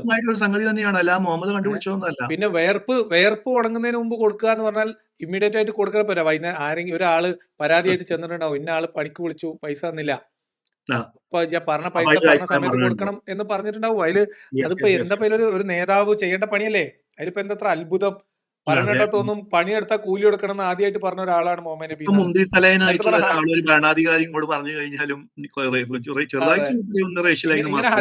ഇങ്ങനെ ഹദീസ് ഉണ്ട്. അപ്പൊ ഞാൻ ഹദീസ് നമ്പർ ഞാൻ നോക്കിയെടുത്തു. അത് 2443. അതെ 2344 സഹിഹായ ഹദീസ്. അത്ഭുതിക്കാനുള്ളതൊക്കെ എന്താണെന്നുള്ളതാണ്. ഇതിപ്പോ എന്താ വെച്ചിട്ടുണ്ടെങ്കിൽ ഈ കണ്ടമാനം ഇങ്ങനെ തള്ളി വിടുന്നോണ്ട് നമുക്ക് ഏതാണ് ഒറിജിനൽ ഏതാണ് പറയാൻ പറ്റാത്ത ഒരു അവസ്ഥയിൽ വന്നു. ഇനി അടുത്തൊരു തള്ളിലേക്ക് പോകാം. അത് എപ്പോഴും എല്ലാവരുടെയും മനസ്സിൽ നിറഞ്ഞു നിൽക്കുന്ന ജീവിതം എങ്ങനെയാകണം എന്ന ദിശ ചൂണ്ടിക്കാട്ടി തരുന്ന ഒന്നാണ്. അതിൽ നിന്ന് വ്യത്യസ്തമായി ചരിക്കാൻ പാടില്ല, അത് തെറ്റാണ് എന്ന അനാഥരെ, അഭയമില്ലാത്തവരെ, അബലകളെ, വൃദ്ധരെ, വിധവകളെ, ഭിന്നശേഷിക്കാരെ, അവരെ എല്ലാം സംരക്ഷിക്കണമെന്നാണ്. അനാഥരെ സംരക്ഷിക്കുന്നവർ സ്വർഗത്തിൽ അനാഥ സംരക്ഷകരും ഞാനും തമ്മിൽ 2 വിരലിന്റെ അകലം മാത്രമേ ഉണ്ടാവുള്ളൂ എന്ന് പറഞ്ഞു. അതായത് എന്റെ തൊട്ടടുത്തുണ്ടാവും. അനാഥരെ സംരക്ഷിക്കുന്ന നല്ല മനുഷ്യർ സ്വർഗത്തിൽ എന്റെ തൊട്ടടുത്തുണ്ടാവും. ഞാനും അവരും തമ്മിൽ 2 വിരലിന്റെ വ്യത്യാസം മാത്രമേ ഉള്ളൂ എന്ന് പറഞ്ഞാൽ നിങ്ങൾ എന്താണ് ജീവിതത്തിൽ ചെയ്യേണ്ടത് എന്നതിന്റെ കൃത്യമായ സൂചനകളാണ്. ഇവിടെ ഞാൻ പറയണത്, നബി പറഞ്ഞതിന് പുല്ല് വില ഉണ്ടെങ്കിൽ നബിന്റെ ഒരു ഭാഗത്ത് അബ്ദുൽ മുത്തലിബും ഒരു ഭാഗത്ത് അബൂ താലിബും ഉണ്ടാവും. അനാഥകളെ സംരക്ഷിക്കുന്നവൻ സ്വർഗത്തിൽ ദിങ്ങനെ ഇരിക്കും എന്റെ കൂടെ എന്ന് പറഞ്ഞാൽ, മുഹമ്മദ് നബി അനാഥനായ മുഹമ്മദിനെ മക്കക്കാരായിട്ടുള്ള മുശ്രിക്കുകളുടെ ഖുറൈശി ഗോത്രത്തിന്റെ അനാഥ സംരക്ഷണം എന്ന പുണ്യപ്രവൃത്തിയുടെ ഗുണഭോക്താവായിട്ട് മാത്രം ജീവിച്ചു വന്ന ആളാണ് മുഹമ്മദ്. 100%. എത്രത്തോളം എന്ന് വെച്ചാൽ മുഹമ്മദിന്റെ അനാഥത്വത്തിൽ മുഹമ്മദിന് മക്കളെ പോലെ പരിഗണിച്ച് വളർത്തിയ ആദ്യം വല്യപ്പയും പിന്നെ മൂത്താപ്പയും അവരുടെ സംരക്ഷണയിലാണ് മുഹമ്മദ് നബി വളരുന്നത്. അപ്പൊ അനാഥനെ സംരക്ഷിക്കണം എന്ന് മുഹമ്മദ് നബി പഠിപ്പിച്ചു. സ്വാഭാവികമായിട്ടും അനാഥയായി വളർന്ന ഒരാൾക്ക് അനാഥ സംരക്ഷണം എന്ന് പറയുന്നതിനോട് വലിയ ഒരു കമ്മിറ്റ്മെന്റ് ഉണ്ടാവും. തീർച്ചയായിട്ടും ആ ഒരു അവസ്ഥയിൽ ജീവിച്ചു വന്ന ആളാണ്. പക്ഷെ അത് മുഹമ്മദ് നബി ജീവിച്ചു വരുന്നവരെ, മുഹമ്മദ് നബി ഇസ്ലാം പഠിപ്പിച്ചു കൊടുക്കുന്നവരെ അനാഥ കുട്ടികളൊക്കെ ആട്ടി ഓടിക്കുന്ന ഒരു സമൂഹമായിരുന്നു അവർ എന്ന് വരുത്തി തീർക്കണ്ട. മുഹമ്മദ് നബി അവരുടെ അനാഥ സംരക്ഷണം എന്ന മികവിൽ മാത്രം ജീവിച്ച ആളാണ് മുഹമ്മദ് നബി. അതുകൊണ്ട് മുഹമ്മദ് നബി വാക്ക് പാലിക്കുന്ന ആളാണെങ്കിൽ ഒരു ഭാഗത്ത് അബ്ദുൽ മുത്തലിബും ഒരു ഭാഗത്ത് അബൂ താലിബും സ്വർഗത്തിൽ ഉണ്ടായിരിക്കണം. അതെ, സ്വന്തം ബാപ്പ വരെ നരകത്തില് ആണ് എന്ന് പറഞ്ഞു. ബാപ്പ പോട്ടെ, ഇനിയിപ്പോ ബാപ്പ പോട്ടെ, ഞാൻ പറഞ്ഞത് അനാഥനെ സംരക്ഷിച്ചവര് സ്വർഗത്തിൽ ഇങ്ങനെ ആയിരിക്കും എന്ന് പറഞ്ഞാൽ മുഹമ്മദിനെ അനാഥയായിരിക്കെ എത്രത്തോളം എന്ന് വെച്ചാൽ അവരുടെ അനാഥ സംരക്ഷണം എത്രത്തോളം. മുഹമ്മദ് നബി 25 വയസ്സും കഴിഞ്ഞ് 40 വയസ്സായിട്ട് നുബുവത്തും കിട്ടി ഖദീജനും കെട്ടിച്ചു കൊടുത്തതിന് ശേഷം പിന്നെയും ഇവരുടെ സംരക്ഷണയിലാണ് അവിടെ ജീവിക്കുന്നത്. എപ്പോ ഇവരുടെ വീട്ടിൽ താമസിച്ച് ഇവരുടെ ആരാധനാമൂർത്തികളെ ചീത്ത വിളിച്ചും തെറി വിളിച്ചും ഇവരുടെ ആരാധനയും സംസ്കാരത്തെയും ചോദ്യം ചെയ്തും അവഹേളിച്ചും അപമാനിച്ചും അപ്പോഴൊക്കെ മുഹമ്മദിനെ സംരക്ഷിച്ച ആളാണ് അബൂ താലിബ്. അതുകൊണ്ട് ഇനിയിപ്പം അബൂ താലിബ് എന്തായാലും മുഹമ്മദ് നബിന്റെ അടുത്തോ വലത്തോ ഉണ്ടാവണം എന്നാണ് ഈ വാക്കിന് വ്യവസ്ഥ ഉണ്ടെങ്കിൽ എനിക്ക് പറയാനുള്ളത്. അതെങ്ങനെ അവര് കാഫീറ്റിങ്ങളല്ലേ, അവർക്ക് എങ്ങനെയെങ്കിലും സ്വർഗത്ത് കിട്ടുമോ? നമ്മൾ വിശ്വാസി ആയിരുന്ന ഒരാളല്ലേ, അങ്ങനെയൊക്കെ പറയുന്നതന്നെ വേണ്ടല്ലേ അകതുമായി. എന്നാ പിന്നെ അത് പറയും, അനാഥനെ സംരക്ഷിച്ച മുസ്ലിം സ്വർഗത്തിലായിരിക്കും എന്ന് പറയും. അങ്ങനെ വെളിവാക്കി പറയും. ആ സതീഷേട്ടന് എന്തെങ്കിലും ഒരു ഐഡിയ ഇല്ലാതെ എന്തെങ്കിലും പറയട്ടെ. മൂപ്പർക്ക് ഇങ്ങനെ ആരെങ്കിലും എന്തെങ്കിലുമൊക്കെ പറഞ്ഞതൊക്കെ മൂപ്പര് അതുപോലെ. ഇനി അനാഥ സംരക്ഷണത്തിന്റെ കഥ നിങ്ങൾക്ക് അറിയോ? ദത്തെടുക്കൽ നിരോധിച്ചിട്ടാണ് പെണ്ണെട്ടാൻ വേണ്ടി അതായത് ഞാൻ പറയാൻ കൂടുന്നത്, അനാഥ സംരക്ഷണം നടത്തണം എന്ന് പറഞ്ഞാൽ അതിലും വലിയ തമാശ പറഞ്ഞാ. ദത്ത് കണ്ട ഒരു സംവിധാനത്തിനെ പിന്നെ അവിടെ ഉണ്ടായിരുന്ന ഒരു നല്ലൊരു വ്യവസ്ഥനെ ഇല്ലാതാക്കി അരുമാറാക്കിയ ഒരാളാണ് അനാഥ സംരക്ഷണത്തിനൊക്കെ പറ്റി പറയുന്നത് എന്ന് എന്ത് വിരോധാഭാസമാണ്. പിന്നെ അത് മാത്രല്ല, അനാഥകൾ ഉണ്ടാക്കിയെടുക്കലല്ലേ അകത് ഭായി. ഓരോ യുദ്ധത്തിന് പോയിട്ട് മനുഷ്യന്മാര് എത്ര അനാഥകളാണ് മൂപ്പര്. ഈ അനാഥകൾക്ക് അങ്ങനെ പറയരുത് കേട്ടോ, അങ്ങനെ അനാഥകൾ എന്ന് പറയാൻ പറ്റില്ല അതില്. കാരണം വെച്ചാൽ അവരൊന്നും അനാഥരാക്കാൻ പറ്റില്ല, അവരൊക്കെ അടിമകളാക്കിയല്ലോ. അനാഥരാണല്ലോ, മുതലാളിമാരുണ്ടല്ലോ. അതെ, കാരണം അടിമകളും പിന്നെ ഒരു ഉടമസ്ഥവരുണ്ടായി. ഇനിയിപ്പോ അടിമത്തത്തെ ന്യായീകരിക്കുന്നവർക്ക് വേണമെങ്കിൽ ഇങ്ങനെ പറയാട്ടോ, അതായത് യുദ്ധത്തിലൊക്കെ അടിമകൾ മീൻസ് അനാഥരായി പോകുന്ന കുട്ടികളെ സംരക്ഷിക്കാൻ വേണ്ടി ഓരോരോ കുടുംബത്തിനെ ഏൽപ്പിച്ചു കൊടുത്തതാണ് എന്ന് വേണമെങ്കിൽ പറയാം. ഞാൻ അങ്ങനെ ആലോചിക്കണ വെച്ചിട്ടുണ്ടെങ്കിൽ ആ ഉക്കബയാണോ ആയ ഒരു മനുഷ്യനുണ്ടല്ലോ, അയാൾ അവസാനം അഭിമുഖത്തിൽ പറയുന്നുണ്ട് ബദറിലെ കുട്ടികൾക്ക് ആരാളുള്ളത് സതീശേട്ടാ യുദ്ധത്തിൽ പിടിച്ചു കൊടുത്തിട്ടേ നരകമാണ് അവർക്കുള്ളത് എന്നാ പറഞ്ഞത് സതീശേട്ടാ.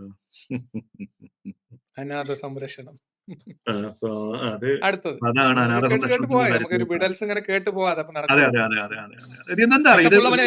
ഭക്ഷണം കൊടുക്കണം.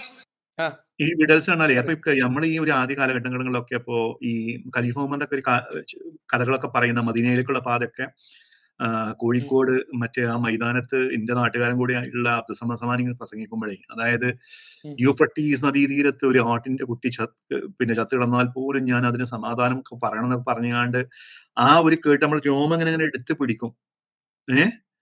അത് ഇങ്ങനെ പറയുന്നത് കേട്ട് കഴിഞ്ഞാൽ അതേമാതിരി ഇയാളൊരു ദൈവ പ്രവർത്തകനൊക്കെ മൂപ്പരെ താഴത്ത് ഇങ്ങനെ നിക്കണം. ആ രീതിയിലാണ് ഇപ്പൊ നമ്മൾ ഈ സതീശേട്ടൻ ഈ കാര്യങ്ങളൊക്കെ അവതരിപ്പിക്കുന്നത്.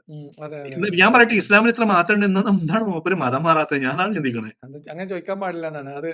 പൊളിറ്റിക്കലി ഇൻകറക്റ്റ് ആണെന്നാണ് എന്നോട് പണ്ട് മറ്റേ ആ സ്വാമി എന്ത് ആ, സ്വാമി ശരിയാണ്. അല്ല, ഞാൻ പറഞ്ഞു മറ്റേ മൂപ്പര് വിശ്വാസിയാണെങ്കിലേ അങ്ങനെ അത് പൊളിറ്റിക്കലി കറക്റ്റ് ആണ് അല്ലേ? അതെ അതെ അതെ അതെ. എന്തായാലും ഞാൻ പറയാം, ഇത്രയൊക്കെ അപ്പൊ മാറ്റങ്ങൾ അങ്ങനെയൊക്കെയാണ്. നമുക്ക് ബാക്കി കൂടി കേൾക്കാം. ആ, ആ, ആ, ആ, ആയിക്കോട്ടെ. വിശപ്പുള്ളവന് ഭക്ഷണം കൊടുക്കണം, ഉം.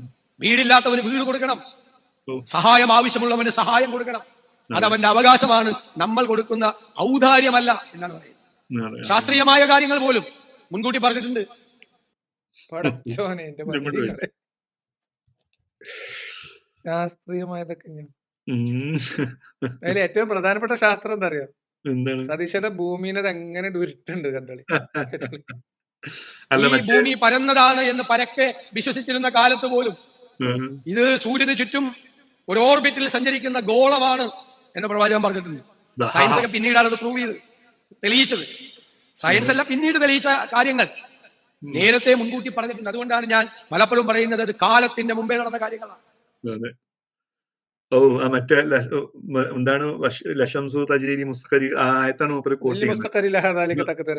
അതെ, അതെ. സൂര്യൻ സഞ്ചരിക്കുന്നു, സൂര്യൻ ഭൂമിക്ക് ചുറ്റും സഞ്ചരിക്കുന്നു എന്ന് ഭൂമിയുടെ പിന്നെ സൂര്യൻ അള്ളാഹുവിന്റെ അർഷിന്റെ അവിടെ പോയി അസ്തമിക്കുകയാണെന്നും അള്ളാഹുവിന്റെ അർഷിന്റെ താഴെ ചെളിക്കുണ്ടില് റെസ്റ്റ് എടുക്കണം, ചെളിക്കുണ്ട് എന്ന് മറ്റേ ദുൽഖർനൈന് പറഞ്ഞതാണെന്ന് അറിയും, റെസ്റ്റ് എടുക്കുകയാണെന്നും അതേപോലെ അതിനുശേഷം അള്ളാഹുവിന്റെ പെർമിഷനോട് കൂടിയാണ് കിഴക്ക് വശത്ത് വീണ്ടും എന്താ പറയാ പഠിപ്പിച്ച ഗ്രന്ഥത്തിനെ രാപ്പകലുകൾ ഇങ്ങനെ മാറി മാറി വരുന്നതിൽ ദൃഷ്ടാന്തം ഉണ്ടെന്ന് പറയുമ്പോൾ എങ്ങനെ ആലോചിക്കണം, ഈ സ്കാൻഡിനേവിയൻ രാജ്യങ്ങളിലൊക്കെ ജീവിക്കുന്ന ആൾക്കാരെ ഇതിപ്പോ എന്നാ രാത്രിയാന്ന് കണ്ടു ഇങ്ങനെ 6 മാസം കാത്തിരിക്കേണ്ട ഗതികളൊന്നും ആലോചിച്ചു. ഈ സ്റ്റേജിൽ ഇപ്പൊ ജിജേഷ് ഒരു കാര്യം പറഞ്ഞു. ഉമ്മർഖാന്റെ ചോദ്യം എനിക്കുണ്ട്. സതീശേട്ടൻ പിന്നെ സതീഷിക്ക് ആയിട്ടില്ലെങ്കിൽ നരകത്തിന്റെ ഏറ്റവും ചൂടുള്ള നരകത്തിൽ ഇപ്പം സതീശേട്ടന് എന്തായിരിക്കും? നല്ല അനാഥകളെ സംരക്ഷിച്ചു, വരമ്പത്തന്നെ വേർപ്പൂ തുള്ളി ഉണങ്ങുന്നതിന് മുമ്പ് കൂലിയും കൊടുത്തു. സതീശേട്ടൻ ഒരു 10 അനാഥ കുട്ടികളെ സംരക്ഷിച്ചു എന്ന് വിചാരിക്കാം. അപ്പൊ മുഹമ്മദ് നബി സതീശേട്ടൻ എങ്ങനെ ഇരിക്കും? ഞാൻ സത്യം പറയണേ, ആ സങ്കട പൊളിറ്റിക്കൽ ഇൻകറക്ട്നെസ് പറഞ്ഞോടെ അവിടെ നിർത്തി. കാരണം എന്താ വെച്ചാൽ എനിക്ക് സങ്കടം തരാം. എന്താ വെച്ചാൽ ഇത്രയും മാത്രമാണ് ഈ മതം എന്നൊക്കെ മനസ്സിലാക്കിയിട്ട് ഇതിൽ ചേരാത്ത സതീശേട്ടന് അതിന്റെ അടിത്തട്ടിലാണ്. ഇപ്പൊ ഞാൻ നിങ്ങള് ജബ്ബാർ മോശമൊക്കെ ആണെങ്കിൽ കുറച്ച് മൂപ്പരൊക്കെ എത്രയും മുകളിലായിരിക്കും നമ്മള് നരകത്തില്. കാരണം ഉറപ്പല്ലേ സതീശേട്ടൻ നമ്മള് സ്വർഗത്തിൽ കടന്നാൽ സതീശേട്ടൻ സ്വർഗത്തിൽ കിടക്കൂല. മഹാനായ ബാലുശ്ശേരി മൂപ്പര് അറിഞ്ഞു നിഷേധിക്കുന്ന ഒരാളാണ് മൂപ്പര്. കാര്യങ്ങളെ മനസ്സിലാക്കിയിട്ടും നിഷേധിക്കുന്ന ഒരാളാണ്. അപ്പൊ നിങ്ങളെ അടിത്തട്ടിലാണ് സതീശേട്ടാ. കാഫിർ, അതായത് മുശ്രിക്കായ കാഫിറാണ്. അതെ അതെ അതെ അതെ അതെ. നമുക്കൊക്കെ കുഫർ മാത്രമേ ഉള്ളൂ പഠിച്ച് മനസ്സിലാക്കിയിട്ടേ. അപ്പൊ ശാസ്ത്രം ഉണ്ട്. പിന്നെന്താണ് മൂപ്പര് പിന്നെന്തൊക്കെ കുറെ കാര്യം പറയുന്നുണ്ട്. ഏതായാലും പോട്ടെ, ഇനി ബാക്കിയോടെ കേൾക്കാം. കേട്ടോക്കാം, കുറച്ചുകൂടി ഒന്ന് ഓടിച്ച് കേട്ടോക്കാം. നമുക്ക് തീരൂലല്ലോ. ശാസ്ത്രത്തിന്റെ കാര്യത്തിൽ സതീശേട്ട തീരുമാനമായിക്കണോ? യൂറോപ്പിൽ നിന്നൊക്കെ വലിയ വലിയ ഇസ്ലാമിക ദൈവത്തിന്റെ പ്രവർത്തകന്മാര് പറയുന്നുണ്ട് നിങ്ങള് ആ ശാസ്ത്രം പറഞ്ഞോണ്ട് പോകണ്ടെട്ടാന്ന്. എന്തിന് 2020 18 എനിക്ക് ഓർമ്മല്ല, എറണാകുളത്ത് വന്നിട്ട് പറഞ്ഞു നമ്മൾ ഈ ഈജിപ്തോളജി ഒക്കെ പറഞ്ഞ വലിയ അബദ്ധമായി അതൊന്നും പറയാൻ പാടില്ലായിരുന്നു. എങ്ങനെയാണ് മതത്തിനെ ദുരുപയോഗം ചെയ്യാൻ പാടില്ല. മക്കയിൽ നിന്നും മദീനയിലെത്തിയ പ്രവാചകൻ അവിടെ ഒരു ഭരണഘടന ഉണ്ടാക്കി.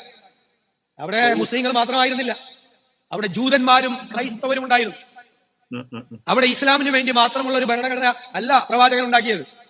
അവിടെ ജൂതന്മാർക്കും ഇസ്ലാമിനും ക്രൈസ്തവർക്കും സ്വന്തമായ വിശ്വാസം അനുസരിച്ച് പ്രാർത്ഥിക്കാനുള്ള അവസരങ്ങൾ കൊടുക്കുന്ന, എല്ലാവരെയും നിലനിർത്തുന്ന ഒരു ഭരണഘടനയാണ്. അല്ലെ 622 അല്ലേ ഭരണഘടന ഉണ്ടാക്കിയത്. അതിനേക്കാൾ വലിയ മോഡലായിട്ടുള്ള കോൺസ്റ്റിറ്റ്യൂഷൻ എവിടെയാണുള്ളത്? പടച്ച തമ്പുരാനെ, ഗോഡ്സേനെ വിളിക്ക, ആ ഗോഡ്സേനെ വിളിച്ചിട്ട് ഒരു വെടി തരാ പറയും. എന്ത് വിടലാണ്, എന്ത് വിടൽസാണ്. ഞാൻ ബാബുവേട്ടന്റെ വിടലൊക്കെ ഒന്നും അല്ലട്ടോ. മദീന കരാറില് ക്രിസ്ത്യാനികളെ കൂട്ടിക്കോളൂ. ഞാനത് മൊത്തം ക്രിസ്ത്യാനികളൊക്കെ ഉണ്ടാക്കും മദീന കരാറില്.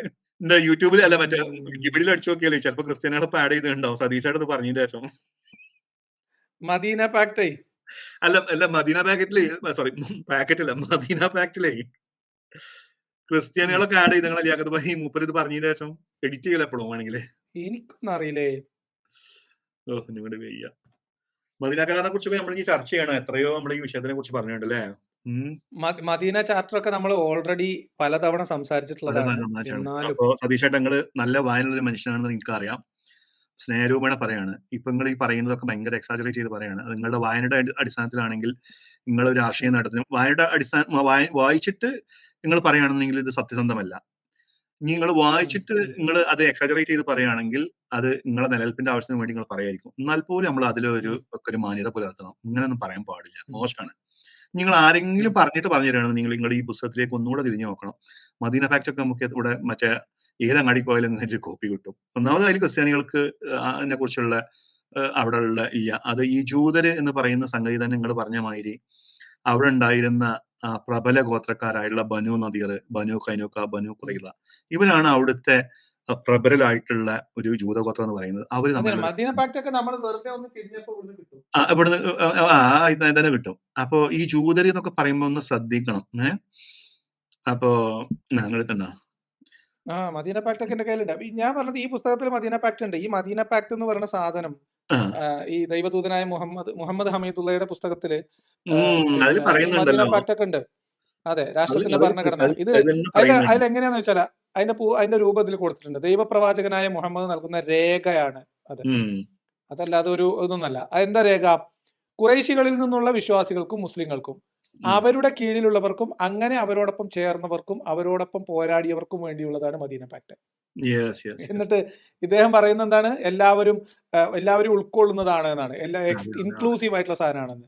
പക്ഷേ ഇവിടെ ഈ മദീന പാക്ടില് രണ്ടാമത്തെ ഖണ്ഡിയിൽ പറയുന്നത് ലോകത്തെ മറ്റു ജനങ്ങളിൽ നിന്ന് വ്യത്യസ്തരായി ഇവർ ഒരൊറ്റ രാഷ്ട്രീയ സമൂഹം അഥവാ ഉമ്മത്ത് ആയിരിക്കും എന്നാണ്. അതായത് മക്കയിൽ നിന്ന് മദീനയിലേക്ക് ഹിജ്റ വന്ന മുസ്ലിങ്ങളോടൊപ്പം കൂടിയവരും അവരോട് പിന്നെ കൂടാൻ തീരുമാനിച്ചവരും സപ്പോർട്ട് ചെയ്യുന്നവരായിട്ടുള്ള ആൾക്കാർക്ക് വേണ്ടി മുഹമ്മദ് നബി കൊടുത്ത രേഖയാണ് മറ്റു മതവിഭാഗങ്ങളെ മനുഷ്യരെയും കൂടാതെ ഇവർ പ്രത്യേകമായിട്ട് ഒരു ഉമ്മത്തായിരിക്കും എന്നാണ്. ഇതിന്റെ വിശദാംശങ്ങളിലേക്ക് പോയാൽ വേറെ കാര്യങ്ങളുണ്ട്. ക്രിസ്ത്യാനികളെ കേട്ടേണ്ട പൊന്നാര സതീഷേട്ടാ, നിങ്ങളോട് പറയുന്നത് യൂണിലാറ്ററൽ പ്രൊക്ലമേഷൻ എന്ന് പറയുന്നത് സ്വയം പ്രഖ്യാപിത ഉടായിപ്പ് എന്നതിന് പറഞ്ഞത്. അതായത് മദീനക്കരാർ എന്ന് പറഞ്ഞു കഴിഞ്ഞാല് മുഹമ്മദ് ഇവിടെ അങ്ങോട്ട് പോയി, മക്കയിലേക്ക് പോയി. അതിപ്പോ സതീഷേട്ടൻ നാളെ അങ്കമാലി വന്നിട്ട് ഞാനാണെങ്കിൽ നാളെ മുതൽ അങ്കമാലത്തെ പ്രധാനമന്ത്രി എന്ന് പറയാൻ എങ്ങനെ ഉണ്ടാവും? അതേപോലത്തെ ഒരു പ്രഖ്യാപനമാണത്. ഇവിടുന്ന് അങ്ങോട്ട് പോയി അവിടെ സ്വീകരിച്ച ആളുകളാണ് അൻസാരികൾ എന്ന് പറയുന്നത്. ഇവിടുന്ന് അങ്ങോട്ട് പോയ ആളുകളെ മുഹാജിറുകൾ എന്നും പറയും. അതായത് മക്കാരായിട്ടുള്ള ആളുകൾ, മുഹമ്മദും കൂട്ടരും. മറ്റുള്ളവർ അൻസാരികൾ, അവരെ സ്വീകരിച്ച ആളുകൾ. അവിടെ ഉണ്ടായിരുന്ന സമൂഹമാണ് ജൂത സമൂഹം എന്ന് പറയുന്ന 3 പ്രബല ഗോത്രങ്ങൾ: ബനു കൈനുക്ക, ബനു ഖുറൈള, ബനു നദീർ. ഈ പറയുന്ന ഈ പ്രസിദ്ധമായിട്ടുള്ള കരാറിൽ ഈ പറയുന്ന ക്രിസ്ത്യാനികളുടെ പേരില്ല, ഈ 3 ജൂതഗോത്രങ്ങളുടെയും പേരില്ല. ഒരു നാട്ടിലെ പ്രബല ജൂതഗോത്രങ്ങളുടെ പേര് അതിലില്ല. പിന്നെ ഉണ്ട് അവരെ ഫുള്ള് എക്സ്പെൽ ചെയ്തു, അവരെ വെട്ടിക്കൊന്നു ഈ പറഞ്ഞ ആളുകളെ. അത് ബനു നദീറുകാരെ എക്സ്പെൽ ചെയ്തു, ബനു കൈനുക്കെ എക്സ്പെൽ ചെയ്തു, ബനു ഖുറൈദയെ കൂട്ടക്കുരുതി നടത്തി. ഇത് പിന്നെ അങ്ങനെ എക്സ്പെൽ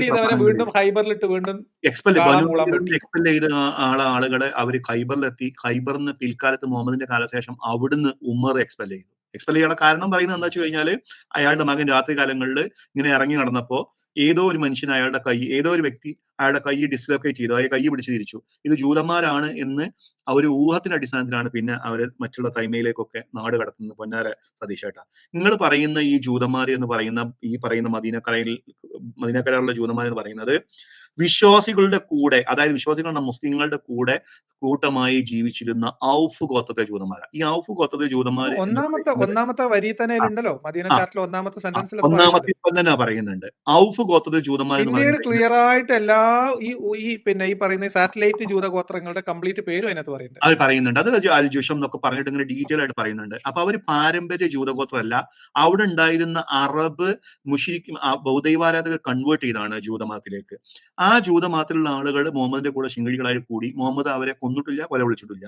കൊന്നതും കൊല വിളിച്ചതും ഈ കരാറിൽ ഇല്ലാതിരുന്ന ബനു മദീനയിലെ രാഷ്ട്രീയാധികാരം ഉണ്ടായിരുന്ന എന്നിട്ട് കരാറിൽ പേരിനുണ്ടാകാതിരിക്കുകയും അവർ കരാർ ലംഘിക്കുകയും ചെയ്തു എന്ന് ആരോപിക്കുകയാണ് ചെയ്തത്. പൊന്നാര എന്റെ സതീഷേട്ടാ, അതാണ് ചരിത്രം. നിങ്ങൾക്ക് ഏറ്റവും രസകരമായ സംബന്ധം അറിയോ? കോൺഗ്രസിന്റെ നേതാവ്, KPCCയുടെ പ്രസിഡന്റ്, ഭരണഘടനാ ശില്പികളുടെ പ്രധാനപ്പെട്ട ആൾക്കാർ എന്നൊക്കെ പറഞ്ഞ ഇയാൾ പറയുന്നത് എന്താന്ന് വെച്ചാല് അത്രയും നല്ലൊരു ഭരണഘടന വേറെ എവിടെ കിട്ടുന്നതാണ്. ഇതൊക്കെ നമ്മളൊരു കൂട്ടരെ ന്യായീകരിക്കാൻ ആരോടാ ഈ ഏ പറയുന്നത്?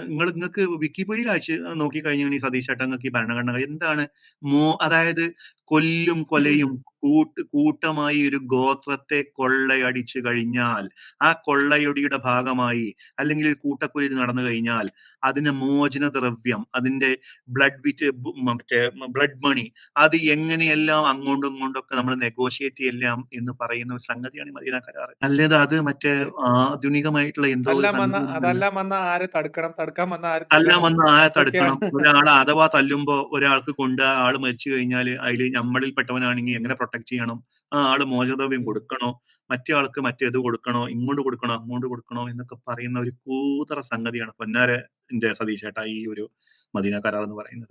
നിങ്ങൾ ഈ ബാബുവിന്റെ മാതിരി ഇങ്ങനെ വിടല് ഇതൊക്കെ ആൾക്കാർ ഇങ്ങനെ വിടല് വിട്ടിട്ടാണ്, ഇങ്ങനെ പണ്ടുങ്ങളുമായുള്ള വിടല് ഈ MMK വിട്ടിട്ടാണ് നമ്മൾ ഇതിലേക്ക് തിരിഞ്ഞു നോക്കാൻ തുടങ്ങി. എനിക്ക് തോന്നുന്നു വെച്ചാൽ നിങ്ങള് സത്യം പറയുകയാണെങ്കിൽ ഇസ്ലാമിനെ പാര വെക്കണമെന്ന് തോന്നുന്നു. ആൾക്കാർ ഇങ്ങനെ കുറെ വിടുമ്പോൾ ആൾക്കാർ തിരിഞ്ഞു നോക്കൂല, ഒന്ന് പോയി നോക്കൂലല്ലേ അകത്തായി എന്തെങ്കിലും പോസ് ആയല്ലോ. എന്തായാലും വിടൽസ് കൊള്ളാം. മദീന നമുക്ക് കരാർ കുറച്ചുകൂടി ഞാൻ നല്ല വിടലാണ് ഒന്നും. നല്ല വിടലാണ്. നിങ്ങൾ ഇങ്ങനെ ഈ വേദിയിലൊക്കെ പോയി ഇങ്ങനെ വിടാ, അത് ആരെല്ലാം ഒന്ന് സെർച്ച് ചെയ്ത് നോക്കി കഴിയുമ്പോഴാണ് ആൾക്കാർക്ക് സംഗതി അല്ല മനസ്സിലായത്.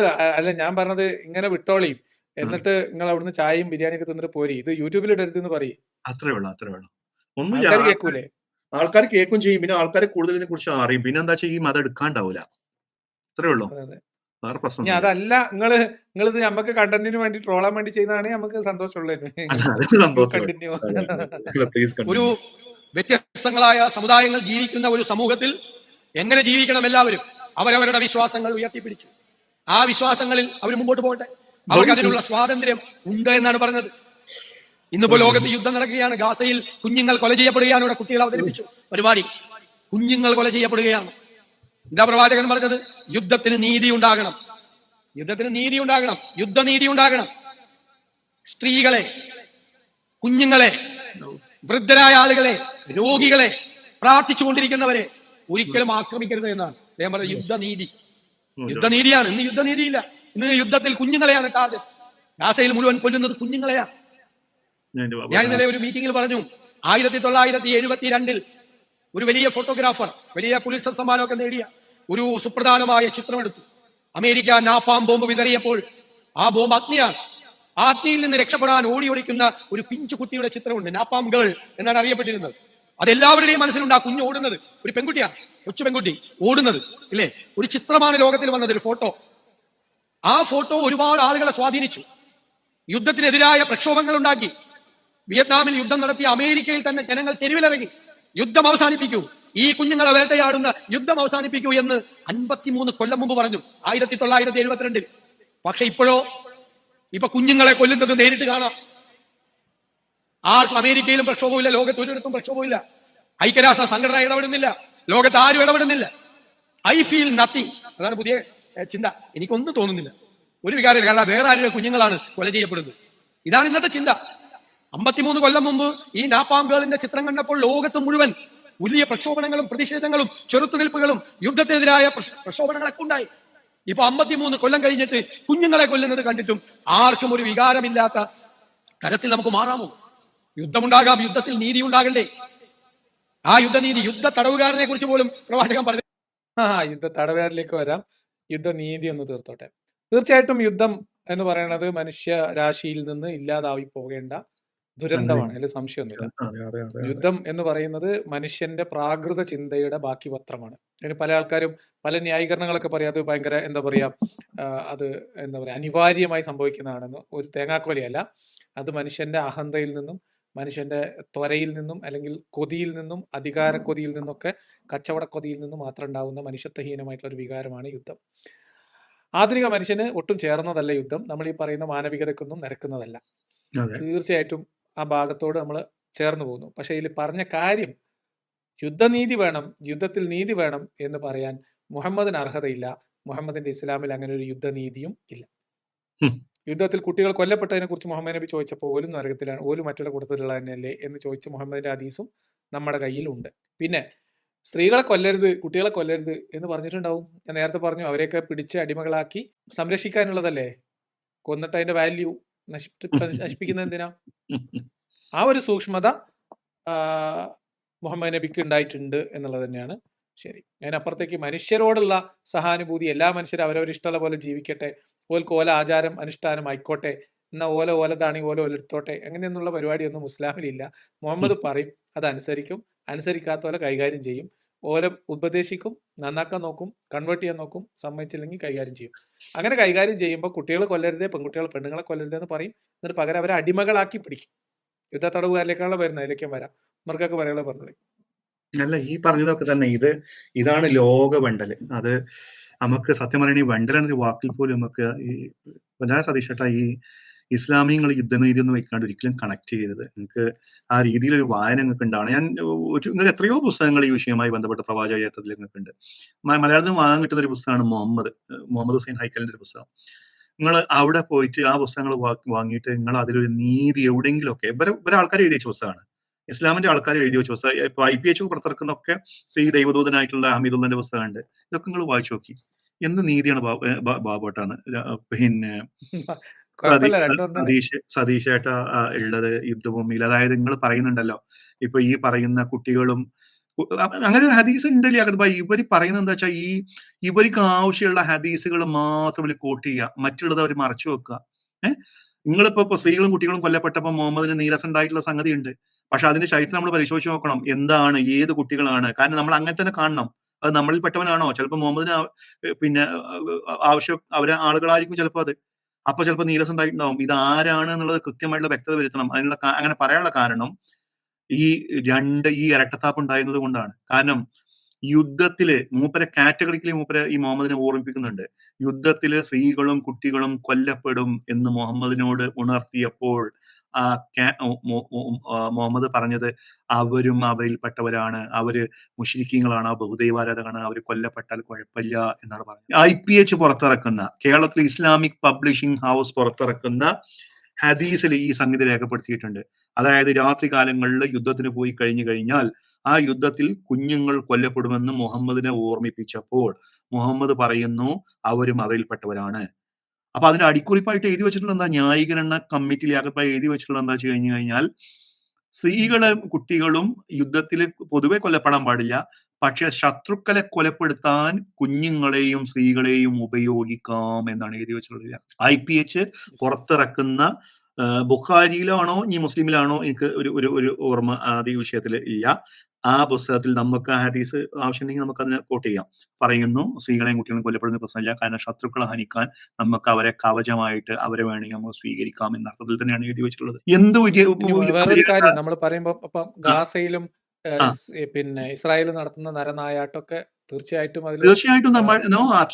നമ്മൾ വിമർശിക്കേണ്ടതാണ്, കണ്ടം ചെയ്യുന്നു, അതിലൊന്നും ഒരു സംശയമില്ല. പക്ഷെ വേറൊരു കാര്യം മനസ്സിലാക്കേണ്ടത്, ഗാസയിൽ മാത്രമല്ല ആളുകൾ കൊല ചെയ്യപ്പെടുന്നത്, ഗാസയിൽ മാത്രമല്ല നീതിരഹിതമായിട്ടുള്ള യുദ്ധം നടക്കുന്നത്, ഗാസയിൽ മാത്രമല്ല കുട്ടികൾ കൊല്ലപ്പെടുന്നത്, യമനിലും സിറിയയിലും പിന്നെ ഒക്കെ ഇതിന് സമാനമായിട്ടുള്ള സംഭവങ്ങൾ നടക്കുന്നുണ്ട്, അഫ്ഗാനിസ്ഥാനിൽ നടക്കുന്നുണ്ട്. അപ്പോൾ ഗാസയിലെ കുട്ടികൾ മാത്രമല്ല, എവിടെ മനുഷ്യർ മരിക്കുന്നതും, ഗാസയിലായാലും ഇസ്രായേലിലായാലും ഫലസ്തീനിലായാലും അതല്ലെങ്കിൽ ലോകത്തിലെ വേറെ എവിടെയും അധികാരത്തിനും രാഷ്ട്രീയ അധികാരത്തിനും സാമ്പത്തിക താല്പര്യങ്ങൾക്കും കച്ചവടത്തിനും വേണ്ടിയിട്ട് മനുഷ്യരെ കൊല്ലുന്ന ഏർപ്പാട് അങ്ങേയറ്റം നീചമാണ്. അതിന് കുട്ടികളെയും സ്ത്രീകളെയും ഉപയോഗിക്കുന്നവർ, അത് കവചമാക്കാൻ ഉപയോഗിക്കുന്നവരും അത് കുട്ടികളെ കൊല്ലുന്നവരാണ്. കവചമാക്കുന്നവരായാലും കവചമാക്കി എന്നതിന്റെ പേരിൽ കുട്ടികളെ കൊല്ലുന്നവരും ഒക്കെ ചെയ്യുന്നത് ഒരേ പണിയാണ്. അതിലൊന്നും വേറെ അഭിപ്രായമൊന്നും പറയേണ്ട കാര്യം. അത് ഈ യുദ്ധമര്യാദയെ കുറിച്ച് പറയുമ്പോൾ എന്റെ ഇപ്പൊ അത് ബദർ യുദ്ധത്തിൽ ബന്ദികളായിട്ട് കുറച്ച് ആളുകളെ പിടിച്ചു പോലും അറബായി. ആ പിടിച്ച കൂട്ടത്തില് സുഹൈൽ ബിൻ അംർ ആണെന്ന് പറയുന്ന അയാളെ വല്ലാത്തൊരു പൊസിഷനിൽ മൂപ്പരെ ഒരു യുദ്ധമര്യാദയും കൂടാതെ അയാള് ഒരു ഭയങ്കര കോംപ്രമൈസിങ് ഒരു വല്ലാത്തൊരു ഇതിൽ അയാളെ ഇങ്ങനെ ക്രൂശിക്കപ്പെട്ട അവസ്ഥയിൽ മൂപ്പരെങ്ങനെ കൊണ്ടുപോയപ്പോ മുഹമ്മദിന്റെ മുഹമ്മദിന്റെ പത്നി സൗദ ചോദിക്കുന്നുണ്ട്, അതായത് സൗദയുടെ ആദ്യ ഭർത്താവിന്റെ സഹോദരനാണെന്ന് തോന്നുന്നു ഈ പറയുന്ന ആള്.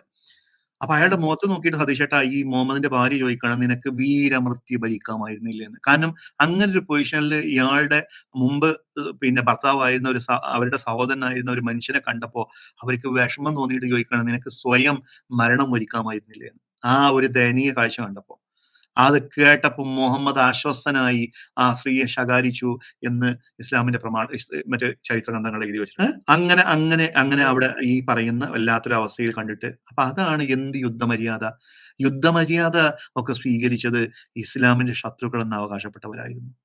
അബൂ സുഫിയാനെ പോലുള്ള ആളുകളായിരുന്നു. അബൂ സുഫിയാൻ ഉഹുദിന്റെ രണാങ്കണത്തിൽ എന്ന് പറഞ്ഞാൽ നിങ്ങളിൽ മ്യൂട്ടിലേറ്റ് ചെയ്യപ്പെട്ട അംഗവിച്ഛേദം ചെയ്യപ്പെട്ടവരെ നിങ്ങൾക്ക് കാണാനാവും, പക്ഷെ അത് എന്റെ സമ്മതത്തോടു കൂടി സംഭവിച്ചതല്ല എന്ന് ഇസ്ലാമിന്റെ കൊടിയ ശത്രു എന്ന് പറഞ്ഞ അബൂ സുഫിയാനെ പോലുള്ള ആളുകൾ അവിടെ പറഞ്ഞിട്ടുണ്ട്.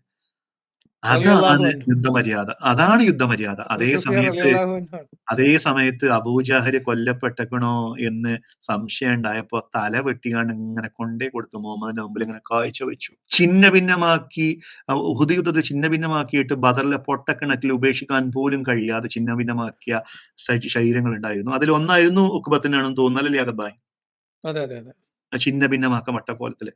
അപ്പൊ യുദ്ധമര്യാദനെ കുറിച്ചൊന്നും ഇസ്ലാമിലേക്ക് നിങ്ങൾ ക്ലാസ് എടുക്കണമെങ്കിൽ പൊന്നാര ബാബുട്ട. അപ്പൊ പൊന്നാര അത് മാത്രമല്ല ഉമർക്ക, ഈ യുദ്ധമര്യാദ പറയുന്ന ആള് മോയിൻകുട്ടി വൈദ്യരുടെ ബദർ കിസപ്പാട്ട് ഒന്ന് പാടിയമായി. അതായത് ആദ്യത്തിൽ ഇവര് മൂന്ന് പേര് ദ്വന്ദ്വ യുദ്ധത്തിന് ഇറങ്ങുന്നുണ്ട്. അപ്പോ പിന്നെ ഹംസയും പിന്നെ അലിയും പിന്നെ ഷൈബയും അല്ല ആദ്യം ഇറക്കിയ അൻസാരികളാണ്. അപ്പൊ അവര് പറയുന്നുണ്ട്, ഉത്തുബത്തും ഷെയ്ബത്തൊക്കെ പറയുന്നുണ്ട്, അല്ല ഇത് പറഞ്ഞു. അപ്പൊ ഞാൻ പറഞ്ഞത് ശത്രുപക്ഷത്ത് നിന്ന് ഇറങ്ങിയിട്ടുള്ള ഉത്തുബയും ഷെയ്ബയും പിന്നെ ഒരാളും ഉത്തുബയാണെന്നാണ് എന്റെ ഓർമ്മ. അതിൽ പ്രായമുള്ള ആൾ ഉത്തുബയല്ലേ? അതെ ഉത്തുബയാണ്. അതായത് ഹിന്ദിന്റെ ബാപ്പ ഉത്തുബ ഇതില് പടക്കളത്തിലേക്ക് ഇറങ്ങുന്നത് പടച്ചട്ടൊന്നും ഇല്ലാതെയാണ്, അത് തലയിൽ വെക്കുന്ന ഹെൽമെറ്റോ ഒന്നും ഇല്ലാതെയാണ് യുദ്ധത്തില്. എന്നിട്ട് ഒരു കട്ടിയുള്ള തുണി ചുറ്റിയിട്ടാണ് ഇറങ്ങുന്നത് കേട്ടോ. എന്നിട്ട് ഈ യുദ്ധത്തില് മറ്റു രണ്ടുപേരെയും മുശ്രിക്കുകളുടെ ഭാഗത്തുള്ള രണ്ടുപേരെയും 2 മുസ്ലിങ്ങളായിട്ടുള്ള ആൾക്കാർ കൊലപ്പെടുത്തി. ഉത്തുബയോടെ ഏറ്റുമുട്ടാൻ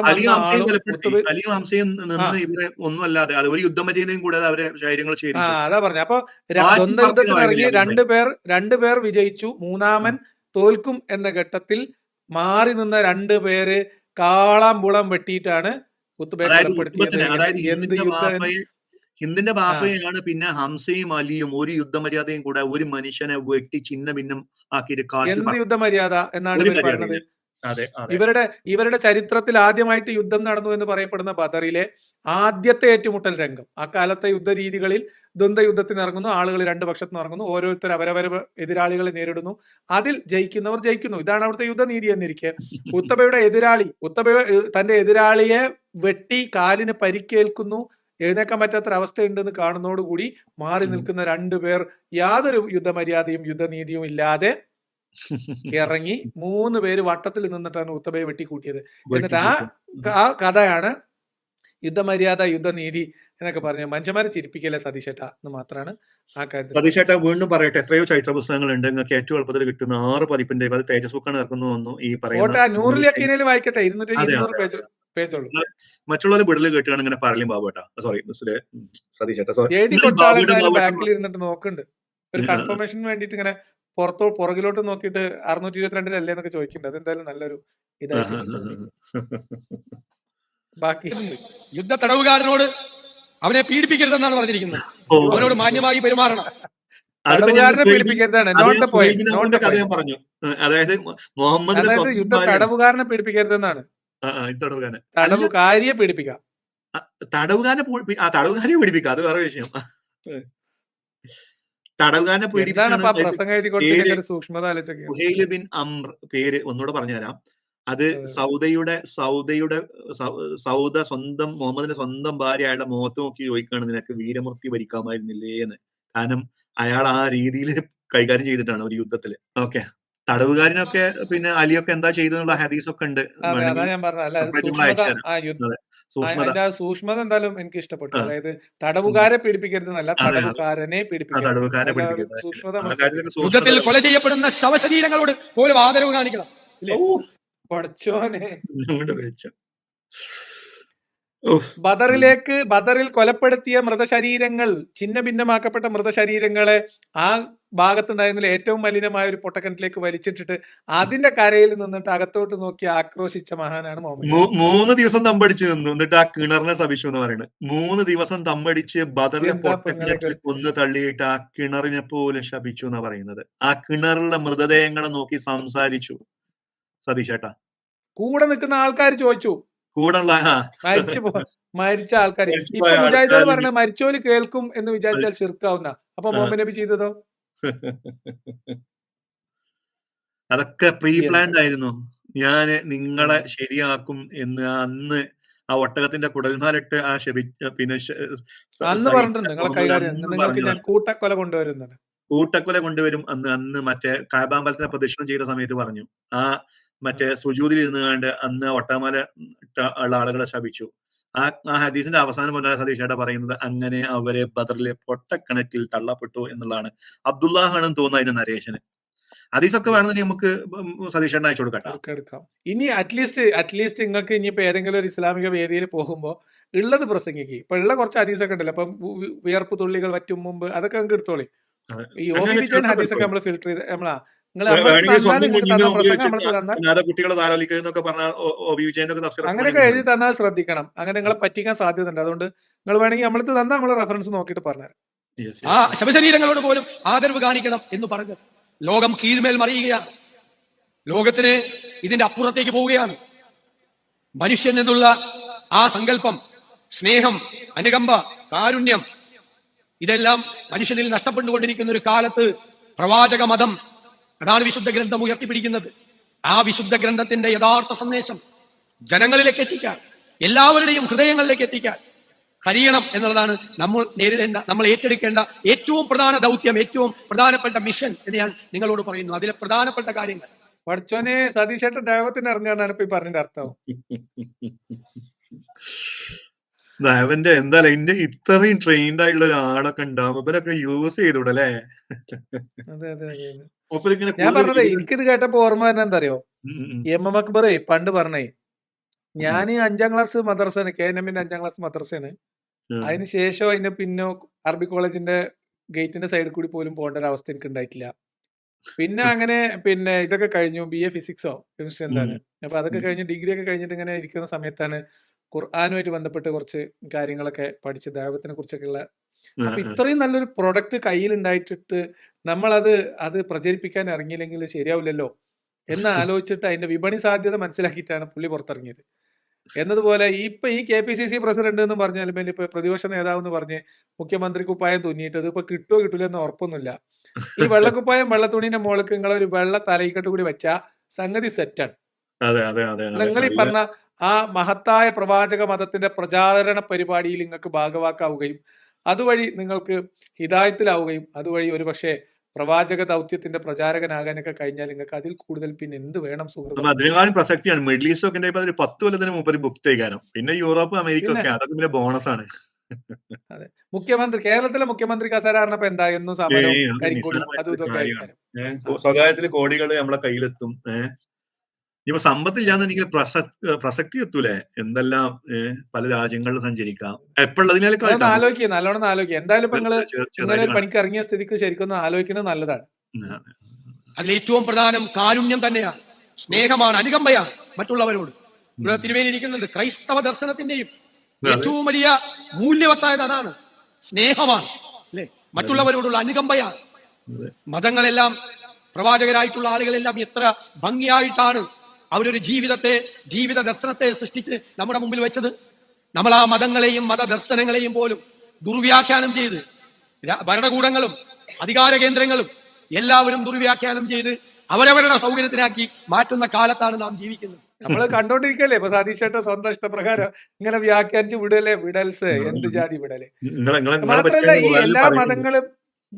എല്ലാ മതങ്ങളും എല്ലാ പ്രവാചകന്മാരും കാരുണ്യത്തെക്കുറിച്ച് സ്നേഹത്തെക്കുറിച്ചാണ് മാത്രം ഉത്ബോധിപ്പിച്ചത്.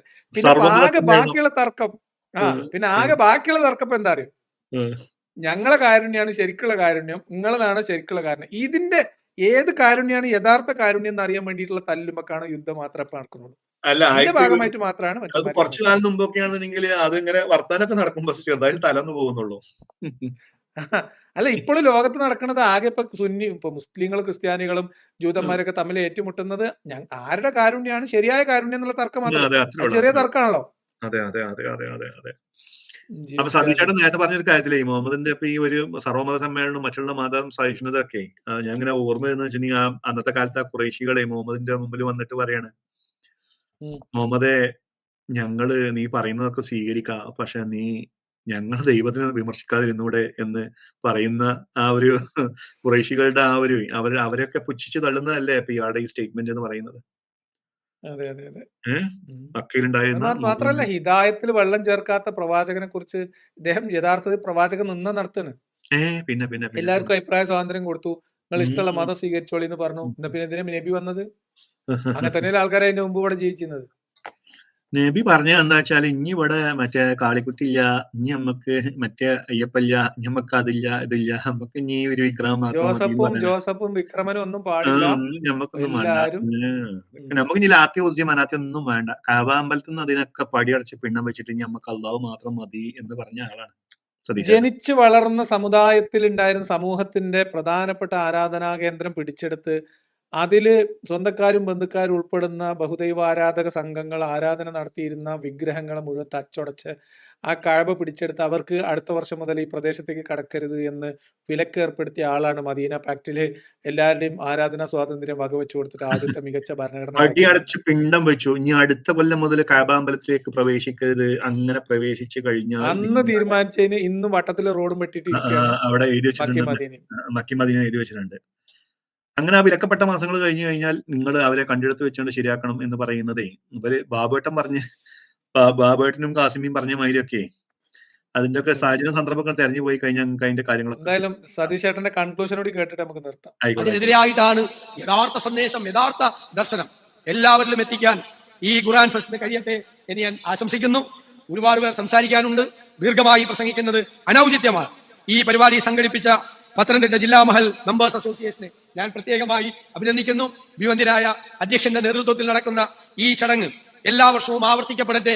വളർന്നു വരുന്ന തലമുറയുടെ ഉള്ളിലേക്ക് സ്നേഹത്തിന്റെയും കാരുണ്യത്തിന്റെയും സന്ദേശം എത്തിച്ച് നല്ല മനുഷ്യരായി ജീവിക്കാൻ, അവരെ പഠിപ്പിക്കാൻ, അവർക്ക് മാർഗനിർദ്ദേശം നൽകാൻ ഇതുപോലുള്ള പരിപാടികൾക്ക് തീർച്ചയായും കഴിയും എന്ന് മാത്രം വിനയപൂർവ്വം സൂചിപ്പിച്ചുകൊണ്ട് ഞാൻ ഈ സമാപന സമ്മേളനം ഉദ്ഘാടനം ചെയ്തതായി അറിയിക്കുന്നു. നന്ദി.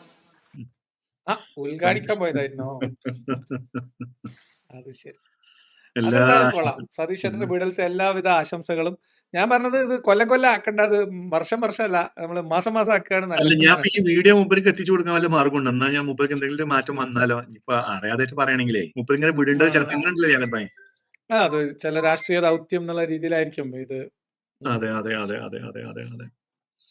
പിന്നെ ഇപ്പൊ ഒരു ആള് പരിപാടിക്ക് വിളിക്കുമ്പോ നിങ്ങൾ തന്നെ എഴുതി തരിക, എന്തൊക്കെ നല്ലത് കണ്ട് എഴുതി തന്നാൽ നമ്മള് പറഞ്ഞോളാന്ന് പറഞ്ഞിട്ടുണ്ടാവും. അതിന്റെ അടിസ്ഥാനത്തിലാണ് ഇപ്പൊ കൊല്ലം വർഷമൊക്കെ എഴുതി കൊടുത്തത്. എന്തായാലും നല്ലൊരു വിടലായി സതീഷ് ചേട്ടന് അതെ ഇത് ഞാൻ പറഞ്ഞില്ലേ, ബാബുവേട്ടന്റെ വിടലിന് ശേഷം ഇത്രയും പിന്നെ ആത്മാർത്ഥമായിട്ട് ഒരാൾ വിടുന്നത് ഞാൻ ആദ്യമായിട്ട് കാണുകയാണ്. അതില് എന്തായാലും അദ്ദേഹത്തിന് ഈ ഒരു കലയിൽ അദ്ദേഹത്തിന് നല്ല ഭാവി ഉണ്ട് എന്ന് നല്ല ഭാവിയുണ്ട്, സാന്ദർഭികമായിട്ട്. പക്ഷെ എന്താ വെച്ചാൽ മൂപ്പര് ചൂസ് ചെയ്ത പ്രൊഡക്റ്റ് മോശമായി എന്ന് മാത്രമേ ഉള്ളൂ. അതെ അതെ. അത് നല്ല പ്രൊഡക്റ്റ്. അപ്പൊ അതില് മാത്രമേ സങ്കടമുള്ളൂ. കാര്യം കല വിരുദ്ധവും കാര്യങ്ങളൊക്കെ മൂപ്പർക്ക് ഉണ്ട്, അവതരിപ്പിക്കാനുള്ള കഴിവ് കാര്യങ്ങളൊക്കെ ഉണ്ട്. ഇനിയിപ്പോ വിടുകയാണെങ്കിലും അത് ഒരു ആവശ്യത്തിനുള്ള വിടലൊക്കെ ആണെങ്കിൽ തരക്കടില്ല. മാത്രമല്ല അദ്ദേഹം വളരെ ചുരുങ്ങിയ സമയം കൊണ്ട് കുറെ ആൾക്കാർ പിന്നെയും വിടാനിരിക്കുന്നുണ്ട്. അദ്ദേഹം 15 മിനിറ്റിൽ ഇത്രയും സംഗ്രഹിച്ച് ഇത്രയും കൂടുതൽ വിടൽസ് 15 മിനിറ്റ് 9 മിനിറ്റിൽ അദ്ദേഹം തീർത്തിട്ടില്ലെങ്കിൽ അദ്ദേഹം ഒരു 1.5 മണിക്കൂർ വേദി കൊടുക്കണം എന്ന് ഞാൻ പറയാം. 9 മിനിറ്റ് കൊണ്ട് എന്തെല്ലാം മൂപ്പര് കാര്യങ്ങൾ പറഞ്ഞു അല്ലെ? യുദ്ധമര്യാദകളും സർവമത സമ്മേളനം എന്തെല്ലാം മൂപ്പര് പറഞ്ഞു. എന്തായാലും ഇന്ന് നമ്മൾ ഈ വിടൽസ് നമുക്ക് ഒരുമിച്ച് കേൾക്കാം എന്നുള്ള ഒരു വിചാരം മാത്രമേ നമുക്ക് ഉണ്ടായിരുന്നുള്ളൂ. അല്ല മൂപ്പര് ഇങ്ങനത്തെ ആളുകളൊക്കെ കൂടുതൽ പ്രോഗ്രാമുകൾ ചെയ്ത് കഴിഞ്ഞാൽ നമുക്ക് ഇതേമാതിരി രസമായിട്ട് ഇങ്ങനെ ഈവനിങ്ങിൽ നമ്മളെ ഇവിടെ വിടലെ നമുക്ക് പരിശോധിക്കാമല്ലോ, നമുക്കും കുറെ പഠിക്കാണ്ടാവില്ലേ. അപ്പൊ എന്തായാലും വളരെ നന്ദി ഉമർക്ക. ഒരുപാട് കാലത്തിന് ശേഷം ഒരുപാട് കാലത്തിന് ശേഷം അതെ അതെ അതെ. ഞാൻ കമന്റ് ബോക്സിലൊന്നും പോയിട്ടില്ല. അടിപൊളിയായി. അപ്പൊ എന്തായാലും വളരെ നന്ദി എല്ലാവർക്കും.